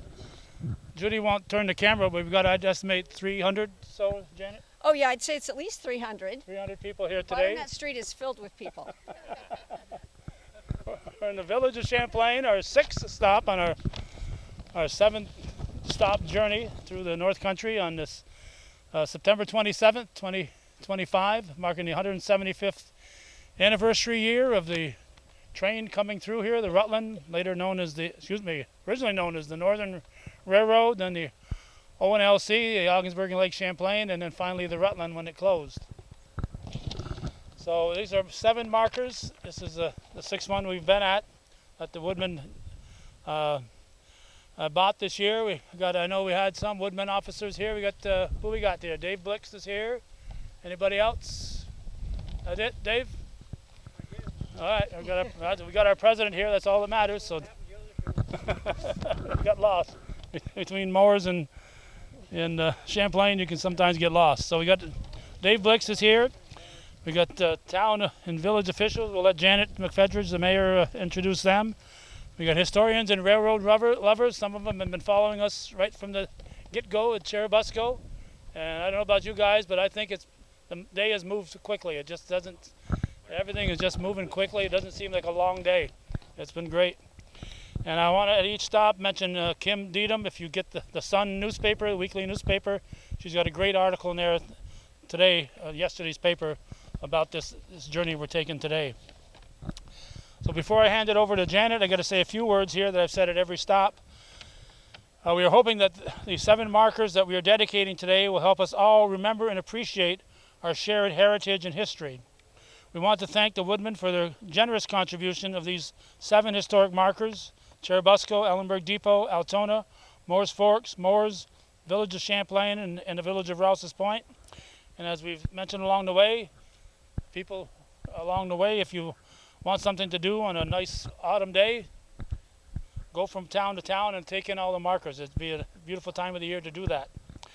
We're here to commemorate the opening of this railroad that will connect the Great Lakes to Lake Champlain and beyond. The original script on these historic markers that we ordered had the date September 28th, 1850, because that's what I read when I was reading H.K. Averill's history of Clinton County. They now say the autumn of 1850. Fortunately, I caught the apparent error and contacted Catskill Castings within days of the first marker being cast. Otherwise, we'd have that stuck on all of our markers. The first, and now it says in the autumn, the first railroad company that was incorporated in the state of New York was chartered on April 17, 1826, under the name of Mohawk and Hudson Railroad Company. It was constructed 16 to 17 miles from Albany to Schenectady in 1831. And according to historian Jim Shaughnessy, the Northern Railroad idea was first suggested in early 1830 And 20 years later, here we were. Now Janet will introduce some the folks that are here besides us, and then she'll talk for 45 minutes, I heard? Not quite. Not quite? Not quite. You want to hold the mic? Sure, or? sure. Okay. All right. Welcome to Butternut Street, Village of Champlain. First, I would like to introduce two board members. Kim Trombley and Nikki Malinsky are both here. And Town of Champlain Supervisor Thomas Trombley is also here. So thank you for coming. Thank all of you for coming. I'm going to share a little bit of history with you about this particular location. I'm delighted to welcome you here today next to the location of the railroad that passed through Champlain Village as we celebrate the 175th anniversary of the Northern Railroad. Railroads played a large role in the development of the United States from the Industrial Revolution in the Northeast, 1820s to 1850s, to the settlement of the West, 1850s to 1890s. The Northern Railroad was chartered in 1850 to link the St. Lawrence River with Lake Champlain, and soon became the Ogdensburg and Lake Champlain Railroad. Leased to the Central Vermont Railroad, this opened up New England to the St. Lawrence shipping market. Champlain was a bustling community of agriculture and industrial life. The milk plant on Locust Street, beginning in 1927, was shipping dairy products, and Sheridan Iron Works was moving heavy castings and machinery across the nation. Mail, packages, and small freight connected Champlain to a wider area. The railroad was also a very important part of everyday life for its citizens. It provided transportation to church, shopping, family gatherings, and recreational activities. And let's not forget that it also offered jobs for station agents like Clem Messier and many railroad workers who worked their entire careers for the railroad, including my Uncle Pat, who worked for Southern Pacific for decades. Good jobs across this nation which tied us together as a country. Here we are today at this spot, looking in either direction, this way or looking right down this way. You can imagine the sound of the whistle as the train approached Champlain. Champlain, New York, call signal MC at milepost 105.6. This railroad represented transportation progress, but also the spirit of determination and resilience that links us together. These stories need to be shared and will be preserved through these historic markers. Thank you to Woodman Life Chapter 462 for your commitment to history and your generosity in purchasing these markers. Thank you to the Champlain DPW for installing this. May this marker stand as a reminder of our history and the legacy of the Northern Railroad. I now invite Beverly Maynard, right here. She is our village historian and a longtime resident of the village, to share a brief personal story. It will be brief. Okay, you want to want me to stand with you? Yes. Okay, I'll hold this. I'll hold on to you. Yeah, hold on to me. When I was a child, we were very lucky. We could go around the village doing whatever we wanted, almost everything we wanted to do. And we knew everybody. And I knew the people that worked here. One was my neighbor, and the other was a man that lived up the street. But when my sister and I were, well, maybe 9 or 10, we used to take the train to Ross's Point and go swimming at the beach. And when we would see the train coming from Vermont, we would run to the railroad station in Ross's Point and take it back. And we did that for quite a long time. And I'm sure others did it too. But anyway, we used to like to come in and visit with the people I've got the names of the men that worked there, but I thought I'd forget them, so. One was Randolph McRae. I don't know if anybody here had Alpha Cannell as a teacher. He was her brother. And the other, I don't know the man's first name, but it was Mr. Overton. And he had a family that lived on the road to the, what is that road? Main Street? No, going down to the park. River? River Street. Okay. So that's my little story. Thank you, Beverly. And now I will turn this back to Calvin. Thank you, Janet. I have a few words to say here, and before I do that, I got to point out that even though I've lived my entire life, all 41 years of it, here in Champlain, I don't really have a lot of memories of this because Route 11 was right there on Elm Street, and if we were going to Rouse's Point or Vermont, we'd be zipping right by there. Had little or no reason to go to the train station. My school was St. Mary's over that away, so unfortunately I don't have many memories of the railroad. My wife, on the other hand, she grew up in Rouse's Point. Her father worked for the D&H, and she has a lot of D&H memories. But I don't have a lot of personal railroad memories, except watching the cars go by as we're trying to get somewhere and trying to count how many cars were behind that locomotive. As mentioned at the prior stops along today's route, today's date was chosen because historian H.K. Averill stated that in his 1885 publication that the first train ran over the entire line on September 28th. I have since learned that it has most likely happened a few days or even weeks after that date. Sometimes historians disagree on what they consider to be facts. A very disappointing example can be found in the following. I was trying to get my information together and have something different to say at each of the 7 stops. I didn't bother getting something from Moores because I knew that Chris would have everything we needed to know about Moores. But so I was reading different books, and one of them was the Clinton County Bicentennial Committee County's 200th anniversary in 1988. The Clinton County was formed on March 7th, 1788, and this was the 200th anniversary of the county, not the bicentennial of the country, but of the county. And it was called Clinton County: A Pictorial History. But on page 52 of that book, it says, when it opened in 1850, it had Rouse's Point as its lake terminal. From there, the tracks veered south to Irona and Forest in Altona, and then north to Moores and westward to Ogdensburg. Now this is terrible history, I hate to say it, because the people putting that book together were really good historians. So as we know, it went from Rouse's Point to Champlain, to Moores Forks, Altona, and then so on. But they had it going from Rouse's Point down there and coming back up to Moores, and so I don't know what tracks they were looking at, but they got it wrong. So I was very disappointed when I read that.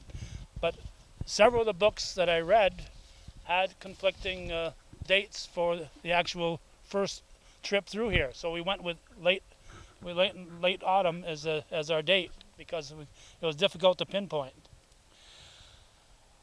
In particular to Champlain, I looked at R.W. Nimke's series of books on the Rutland, Volume 6, Part 1, on the ONLC, or Ogdensburg and Lake Champlain. Here's what he said about 1956.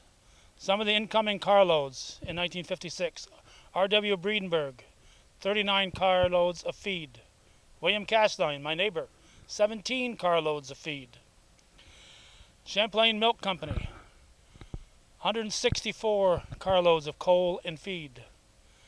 GLF, 59 carloads of feed and fertilizer. Ralph Lewis, another name from Champlain's history, 11 carloads of coal and cement. Sheridan Iron Works, just down the road a piece here, 76 carloads of coal, sand, and pig iron. Tremblay's Chevrolet, Leon Tremblay's Chevrolet, Dean and Dale and Dwayne's father. Pig iron, excuse me, that wasn't pig iron. Pig iron was the Sheridan Iron Works. 13 carloads of automobiles came in 1956. And then a few years later, in 1961, some names that I was kind of confused by until I read further into it. American Bridge received 146 carloads of material, and Raymond International received 126 carloads of material. This was in 1961, just before the railroad closed. But they were missile-based construction people. So that's what they were doing. They showed up briefly, and they put those railroads to good use. But as far as shipping goes, no mention of the daily loads of milk outgoing from the milk plant over there. But Sheridan Iron Works had 42 carloads of machinery shipped out in 1956. So the folks at Sheridan were keeping it quite busy.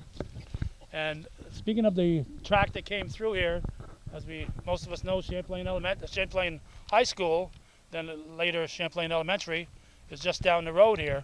But when it was a high school, a fellow named Terry Merchant, who now lives on the road here in Champlain, he hit a home run onto the tracks from the school at Champlain Central. So a few years ago, Tom Brandell, who was one of the junior high principal, was going through some stuff that he'd found downstairs at the school, and he came across a bunch of things, including 3 baseballs. One they kept because it was a ball that was thrown by Randy Kuchar, who has no family remaining. Another one was a ball from Gary Muller, and I found him in Texas and sent him that ball. And then the other one was Terry Merchant hitting that home run. So they still had it, and I was able to give Terry back that baseball from at that point 50 years ago. So it's just a great find. So with all that said, we've got historians here that may or may not want to speak. I don't see a lot of hands, even with the 300 people here. I don't see a lot of hands. Oh, Chris. I think you hit the nail on the head. Is Champlain, and Will Davis is here from Rutland Railroad Historical Society, and he can back me up, although he doesn't want to speak. But came up from Albany today, so we'll have the markers. That's a good thing. Today's been a great day. We saw Mr. Bill Patnode, which I haven't seen in a long time. Bill was up in Cherubusco. We started the morning off at Cherubusco. He's the last remaining living Rutland employee ever. And just to talk to him and spend some time with him and Dick DeCoste and all the folks, but to see Bill, and as you mentioned, all the commodities that went through Champlain between, on the Rutland anyway, and correct me if I'm wrong, Will, between Ross's Point and Ogdensburg, Champlain was the highest volume. It didn't get a lot of great attention, like Moores, Moores, how that goes. But Champlain had the highest amount of commodities. Sheridan Iron Works, the milk plant, like you mentioned, and they helped each other too. The milk plant, I heard stories about the milk plant going down for a couple of weeks. Their boilers went. So what did they do? They got contacted Rutland. Rutland came up. This is back in the steam engine days, and I know a guy, Earl King. He's since passed away. He sat at the milk plant for 2 weeks running in steam off the steam engine. So they helped each other out. And my grandfather Al, I remember just tons of stories of them Bob Morgan working with the railroad and shipping stuff in and out of there and stuff like that. So, and I know you and Judy worked there, and several other folks. But yeah, a lot of good stuff. And did I miss anything? I think we're going. You can definitely feel us going downhill though. Since we started early this morning, we started off in Jerry's neck of the woods and Cherubusco, and this is where in Ross's Point, this is where they put on 2 engines, because the grade from Ross's Point to Cherubusco was 13%. Yeah, going all the way. So they had to have 2 engines most of the time. If they were running freight anyway, you had to have 2 engines until the diesel days running upgrade. And even then, sometimes they would put on 2 diesels. So 13% grade. So in fact, there was a person that I told the story several times, and I know Larry told it to me, and it is recorded. There was a fella that fell asleep in one of the boxcars in Cherubusco, and it just went down and down and down and down. They gathered here in Champlain. Of course, telegraph it was quick back then. That was the quickest form of communication. They all gathered right here in this spot, and they threw bottles and cans at at that boxcar to wake this guy up. And that boxcar, and keep in mind, it started in Cherubusco and ended up on the bridge in Ross's Point. So think about that. 1850. 1850, a 13% grade. I mean, the engineering back then must have been, how do you do that? You know, it's amazing. So, and as we saw in Altona, the investors and different places wanted to invest in the Northern Railroad. It was supposed to head down to Plattsburgh, and it ended up, once they got all the investments, that's where it made the wide swing back and stayed on course. So the original rooftop highway. But Calvin, thanks a lot, because this is a great experience. Not only do we have the signs, but seeing some of the people like Mr. Patino today, and they're going quick. So thank you. Good job. Yeah. Jerry Favreau, Geraldine, come on over here, Gerald. Show them again. Oh. All right, speak loud. Frog leg. Well, where's Bob St. John here? Where's Bob St. John?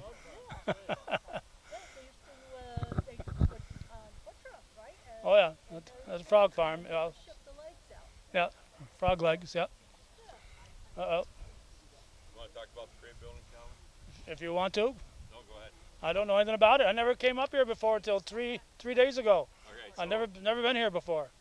Yeah, that's true. You got to stay on the other side of the tracks, right? Yeah.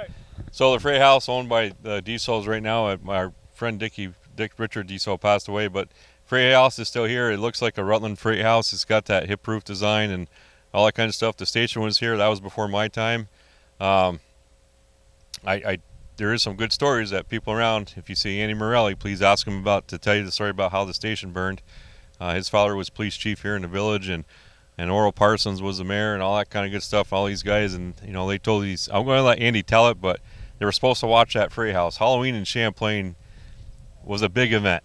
It was a big event, and some of you guys have been around know what I'm talking about, right? So I know Andy Morelli said, my dad told me, you guys watch that station. Those kids are going to burn that station down. And they did. But, well, they took off. The two guys, Andy and the guys, went down to Ross Point to hang out down there. And they came back up from Ross Point and they saw a glow in the sky. And it was amazing. And Andy's like, my father was so mad when I got here. But if you see Andy, please ask him about that story. But there's some good pictures that still exist of the station. You can kind of still visualize it right here. What a perfect spot for the marker. And at one time you could see Sheridan, you could see the water tank at one time when I was growing up, and yeah, pretty cool. So thanks, Janet, for the reminder. And you mentioned across the tracks. I started working at Sheridan in 1966, and there was still the offices were on one side, and the machine shop was on the other side, and you were going across the tracks when you did that. It wasn't actually the line of the railroad going through, but they had a little spur there where they'd load up their equipment. So there was tracks there between the office buildings and the machine shop, and those were still referred to even though the train was gone as of 1961. And, in fact, Jack Favreau, who many of you will know, he grabbed his old 8mm camera, and I've got the video up on Hometown Cable.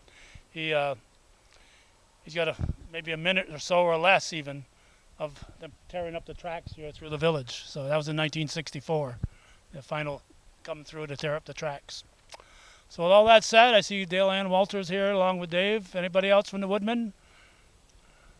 And we got the village people. Not the village people, but the people from this village. So we'll get the Woodmen on one side and the village folks on the other. And we'll have the great unveiling here.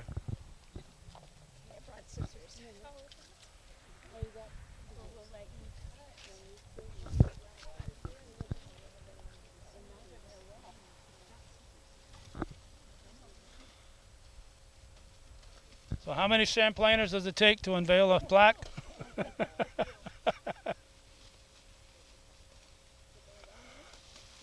Here we go.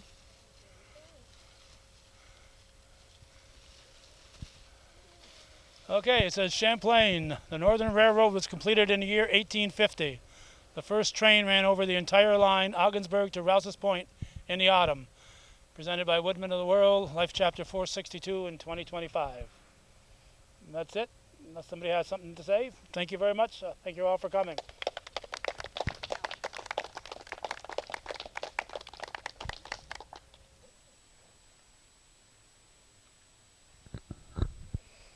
Well, I'd like to welcome you to our terminus, our final stop along our route today, September 27th, 2025.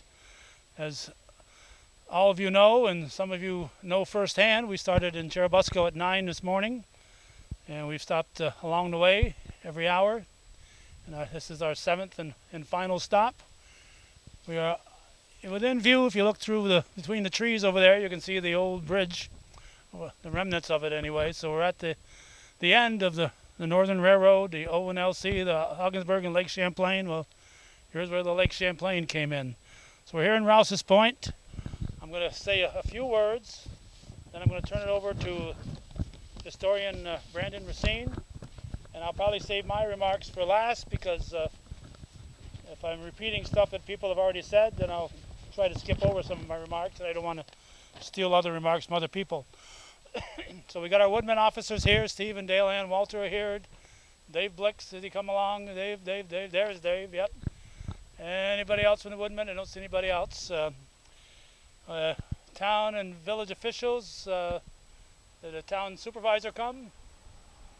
He's dealing with a problem right now. He's dealing with a problem. All right, but we got the mayor of the village of Champlain is here, Janet. Anybody else? Government? And in Champlain, they failed to mention our county legislator was there. So we'll point out he's here again today. We appreciate him showing up. And historians and railroad lovers. Some of them have been right along the whole trail, and if any of them want to speak at this last site, they can. I want to thank, as I've done at every stop, Kim Deedham from the Sun newspaper for the great article she did in this week's paper, the weekly paper.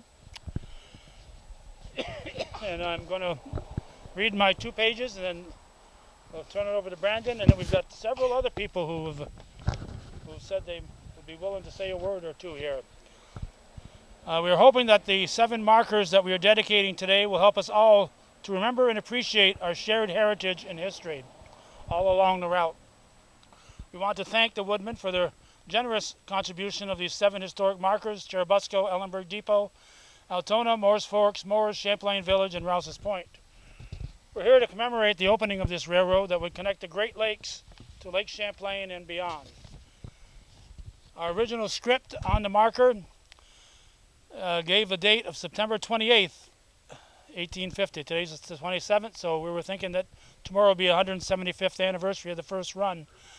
But in reading other historians' version of it, we have reason to doubt that maybe it wasn't quite on that date after all, so we changed it to now say autumn instead of specific to September 28th. I was fortunate to catch that apparent error and contacted Catskill Castings within days of the first marker being cast. The first railroad company that was incorporated in the state of New York was chartered on April 17, 1826, under the name of Mohawk and Hudson Railroad Company. It was constructed 16 to 17 miles from Albany to Schenectady in 1831. And according to historian Jim Shaughnessy, in his Northern Railroad book, the Rutland book, he says, the Northern Railroad idea was first suggested in early 1830. And 20 years later, here we were. So it moved fast. A lot of hard work went into that construction. These were rough times up here. It was very labor intensive. I can't imagine the amount of work they did. Once they got I think about 1845, they finally got the ball rolling where it became a factor. So I'm going to turn it over to Brandon, who wasn't expecting to speak, but he said he'll find a few words. He's a village historian for Rouse's Point. Thank everybody for coming. Beautiful day, huh? The Rutland Railroad was strategic for Rouse's Point, and this has always been a historic area. Right from the beginning, the founding father, Jacques Rouse, was given this land here as a second home in exchange for the land where Fort Montgomery is built. There's not much more I can add to what Calvin said. He had the bases all covered, except too that even to the point they had the Steamboat Motel used to be here, which was a hotel that the train drove right underneath inside. It was pretty fancy and an amazing feat, especially for the time and the era. And I know there's a lot of other people that want to speak and have things to say, so I'm going to pass it off. Thank you. Thank you all for coming. All right, thank you, Brandon. Talking about county officials, I see our coroner is here, Chad Deans, but he's not here on official duty. So relax, everybody. Okay, Don Papson wants to talk a little bit about the Underground Railroad. And I think he's going to bring us back to 1854, Don, is that correct? Come on over.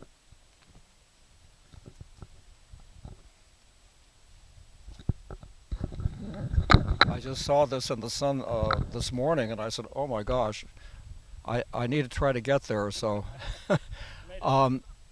when we had the Underground Railroad marker put to honor this location, I didn't have this story. You know, I'm constantly doing research, so I'm learning new things all the time. But this is the story of a 20-year-old woman, and fortunately, I did write a little summary about it. It was widely reported. First by the editor of the Vermont Tribune. This is my summary. The editor of the Vermont Tribune met the woman on a train near St. Albans when he was on his way home from a Republican meeting. Her name was Charlotte Gilchrist and became known as the Fair Fugitive. As soon as the editor published Charlotte's story, other newspapers reprinted it. Charlotte Gilchrist was 20 years of age, tall, delicately formed, and handsome, with far more than an ordinary intelligence. She could read and write fluently, and was a member of the Methodist Church. Rufin Gilchrist of Easton, Maryland, with her and her father. She ran away because when he sold her to a South Carolinian debauchee for $1,100. The Vermont Tribune denounced him as a villain who had sold his own daughter to infamy for so much hard cash. But for her shrewdness and heroism, he would have been fingering the price of her blood. Charlotte escaped to Philadelphia and went by sea to Boston. She was suffering from a fever she had contracted on the voyage. From Boston, she had gone to Maine to avoid the bloodhound Southerners who were on her track. But all along the way, Charlotte had met excellent friends and was now in Canada, where she could breathe free. Fortunately, this is very unusual to be able to corroborate a story, but the best thing is if you can find evidence from more than one source. And fortunately, on July 18, 1854, the Ogdensburg Sentinel reported the following. Fugitive. On Sunday last, a negress, a fugitive slave, passed through this village on her way to the land of freedom, Canada. She came through from Maryland on the Underground Railroad. She was pursued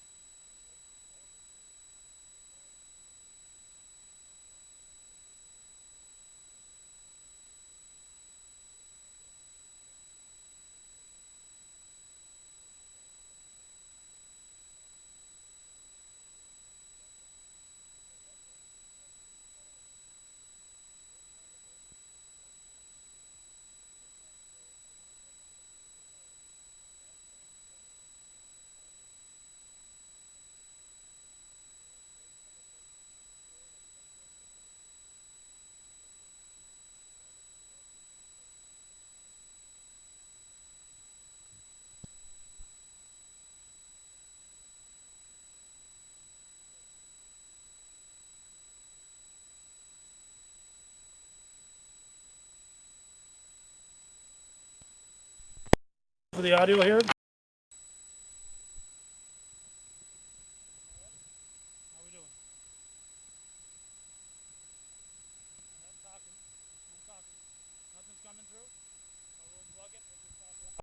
Wind, so we should be okay. Okay. So we'll go with just talking loud. If it was a wind, we'd have a problem, but the only wind is coming from me, so we should be okay. Robbie Clark has agreed to say a few words. So when it gets to be 20 minutes, everybody start waving at him to remind him that... Gee, you're generous. So good afternoon, everyone, and glad to see a bunch of folks that are interested in the railroad. So my involvement with the Rutland goes back to my late dad, Lockwood Lucky Clark, and my family owned a Sheridan Iron Works at one time, which became Harris Kimpex now, if you're familiar with the building. And the Rutland was of great consequence to us because not only did it bring in the coal and the coke, which we use in the foundry, to make all the castings for the machines, but all our machines, the finished product, was also shipped out on the Rutland. And when that Rutland Railroad went away, it was really hard on the company, and we had to rely on the 18-wheelers, but nowhere near as efficient or as good as the old Rutland was. And so anyway, my late dad had tried to save, him and a bunch of folks, the railroad from here to Champlain, at least that 4 or 5 mile segment. And unfortunately, I think it was around $20,000 a mile that they wanted. And that don't sound like much today, but back in the 60s, that was a pretty good chunk of change. Anyway, he, like I say, had a love, which he's passed on to me, for the railroad. And in 1966, when they were pulling all the rails here, he got a hold of the state of Vermont. And the state of Vermont owned the trestle and all, of course, through Vermont. And, of course, the southern end is now known as the Vermont Rail System, so that's still in use. But up here, as you know, it's all been abandoned. And anyway, on that trestle there was what they call semaphores. The semaphores, I have a picture of one, and I'm going to show it to Judy here. I don't know if she can you see it? Anyway, folks, this was basically a traffic light for railroads, if you will, and that controlled the movements. And anyway, he was able to purchase these 3 semaphores. There was one on the New York side and 2 on the Vermont side of this trestle right out here. And anyway, like I say, it's kind of a long story, like Calvin says. I want to go over my 20 minutes here. But anyway, he was able to take the one down here on the New York side because it was fairly accessible. However, the ones on the Vermont side were another story. And it took till 1989 to get this one that I have in the photo here down, and the one closest to the Vermont shore, that came in 2011, and we did a show. Calvin, myself, and the late Gordy Little did 5 shows with Gordy. Gordy was a fantastic guy, as you all know, and did a wonderful job. And I encourage you to watch it. I think it's called Rutland and Northern Tier, Calvin, I believe. Anyway, it was done on the 50th anniversary of the strike for the Rutland in September of 2011, and we got together, myself, my friend Joe Dumar, Timmy Richmond, a railroad historian from out west, and myself and Calvin and Gordy. And we did that show. If you get a chance, I think you might enjoy seeing it sometime. So anyway, like I said, it's a work in progress. My late dad didn't get to see some of this, but we set this up just down the street here. And you can see in the picture, you can see the trestle out there. That's as close as we could get without actually putting it up out there, which wouldn't have been too good of an idea. But anyway, like I said, we were able to accomplish that, and it's great that Calvin has taken up the torch and put these wonderful signs up because people need to know about their railroad history. Thank you very much, folks. Thank you, Rob. This lady's been following us around all day, just begging for an opportunity to get up here and speak. We're going to tag team. Yeah. Are you both going to speak or just Helen? No, we're both going to speak. Oh my gosh, I know. What an honor. Yeah. All right, so Let's go. you're the president, and what's your title, Helen? I'm director. Director of the museum and the president of the museum. And I'm going to, with the presidents of the Woodman's permission here, our next Woodman banquet is July 18th at the Rainbow in Altoona. Every year since 1975. To honor people, and this year, because of the 250th anniversary of the country and people leading that charge, and there's so many people that are doing a lot, but we can't obviously recognize everybody.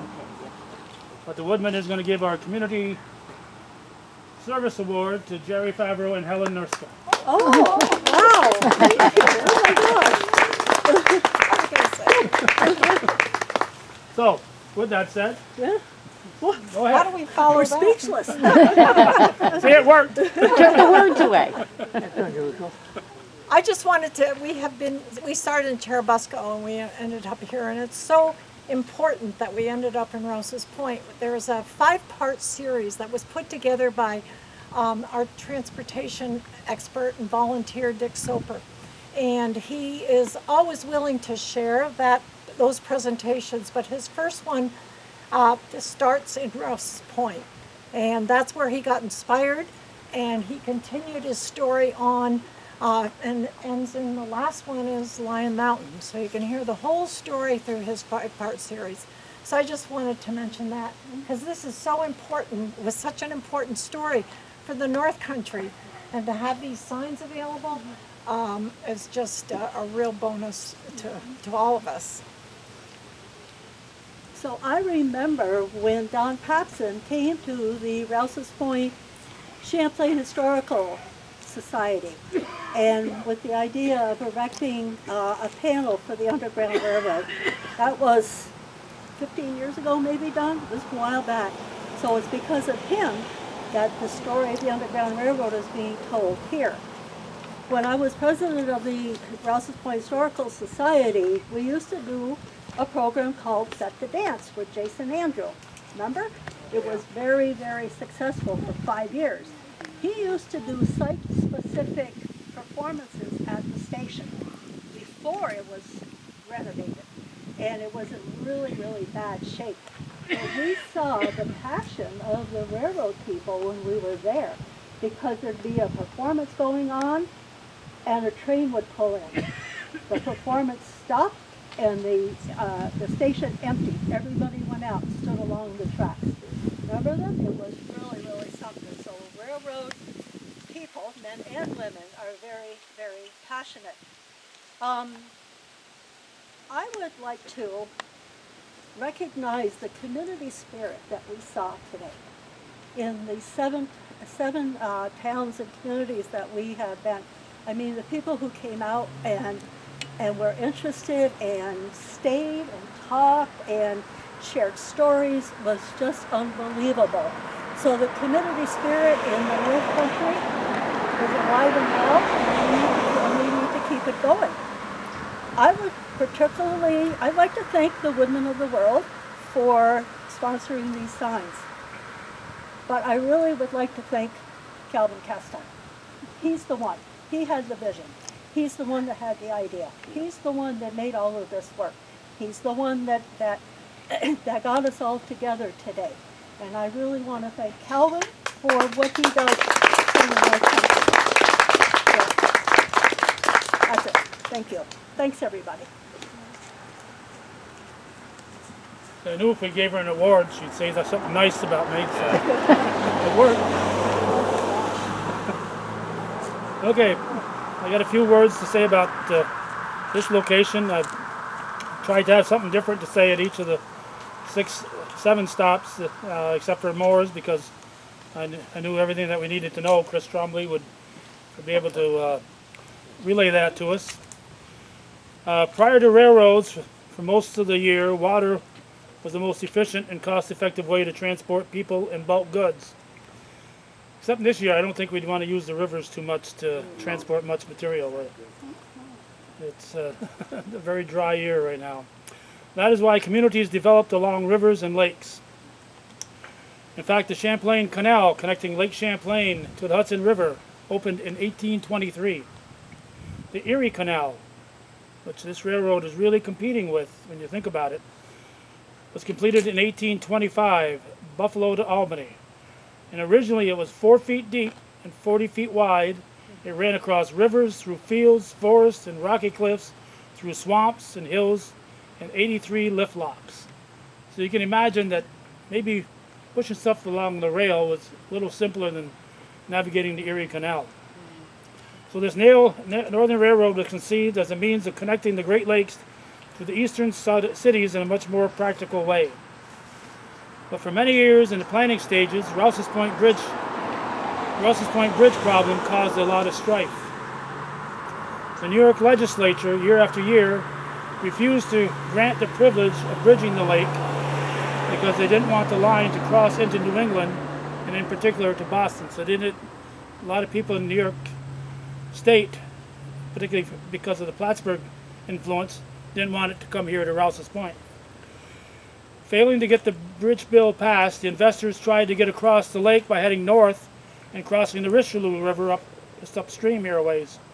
But this move was refused by the Canadian government. Finally, in 1849, after much lobbying, New York State passed the bridge bill.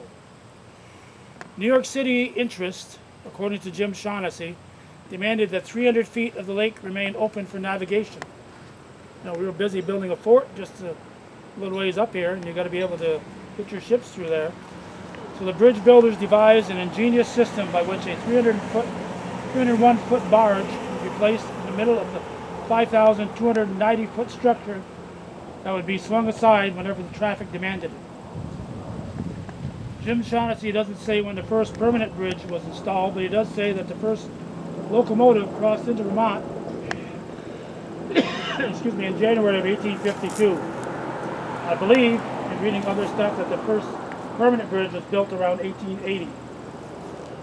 Prior to that, starting on July 1st, 1851, specially constructed boxcars were ferried across the bridge from Rouse's Point to the Alberg shores while they were waiting for that bridge construction to go on.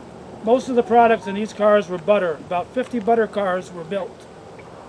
The train could start on a Monday morning from Ogdensburg, traveling 118 miles to Rouse's Point, gathering butter at all the creameries along the way, and the butter would reach Boston by early Wednesday morning. So within 2 days, the butter would travel from Ogdensburg along the way, all the way to Boston. By the summer of 1853, the value of dairy farms along the Northern Railroad had almost exactly doubled. So the railroads were important to Rouse's Point, important to a lot of our communities, but it was also important to all the people along the way, the people that worked at Sheridan Iron Works and Champlain, the farmers that relied on this to get their product out. So it helped this whole North Country grow. And I've mentioned a couple times along our way here that we've got some beautiful weather the next day or two. And if you're looking to see all the markers that we unveiled today, it'll be a great time of the year with all the fall colors and everything. So it'll be a great trip to go from Rouse's Point to Busco, or from Busco to Rouse's Point, or whatever. So give that some thought. So with that, I'd like to get the historian, Randy Castine, up here, along with some woodmen, to pull off the GLF bags. These are genuine GLF bags. Wait for the... Can you reach it? Yes. Okay. More day last stretch. On three? Yep. 1, 2, 3. There we go. In a sec. My voice will last one more minute here. Rouse's Point Northern Railroad. Rouse's Point, the Northern Railroad was first completed in the year 1850. The first train ran over the entire line, Ogdensburg to Rouse's Point, in the autumn. Presented 2025 by Woodman Chapter 462. But before we go, if there's anybody else here who would like to say a word or two, now's the time. If not, we thank you all for coming. Thank you, Calvin. Thank you, Calvin. Thank you. Calvin? Yep, we Can have. I say something a minute? Well, I suppose. Hi. When Sally speaks, we all listen. Well, I was born and brought up here, and I live on Pratt Street. And almost everyone on that section worked for the railroad, one or the other. My husband is Carl Smith over there, and I am honored to say that he and I own from the diamond of the Dean H to almost Church Street of the Rutland Railroad. And so it's our backyard, and I am very happy to think that I'm part of this today, but I've lived long enough to know that we have a piece of it. So, thank you. You're part of Rouse's Point. Thank you. All right, Sally Smith. Anybody else? Going once, going twice. Good job. Good job. All right, thank you all for coming. Thank you. Thank you, Calvin.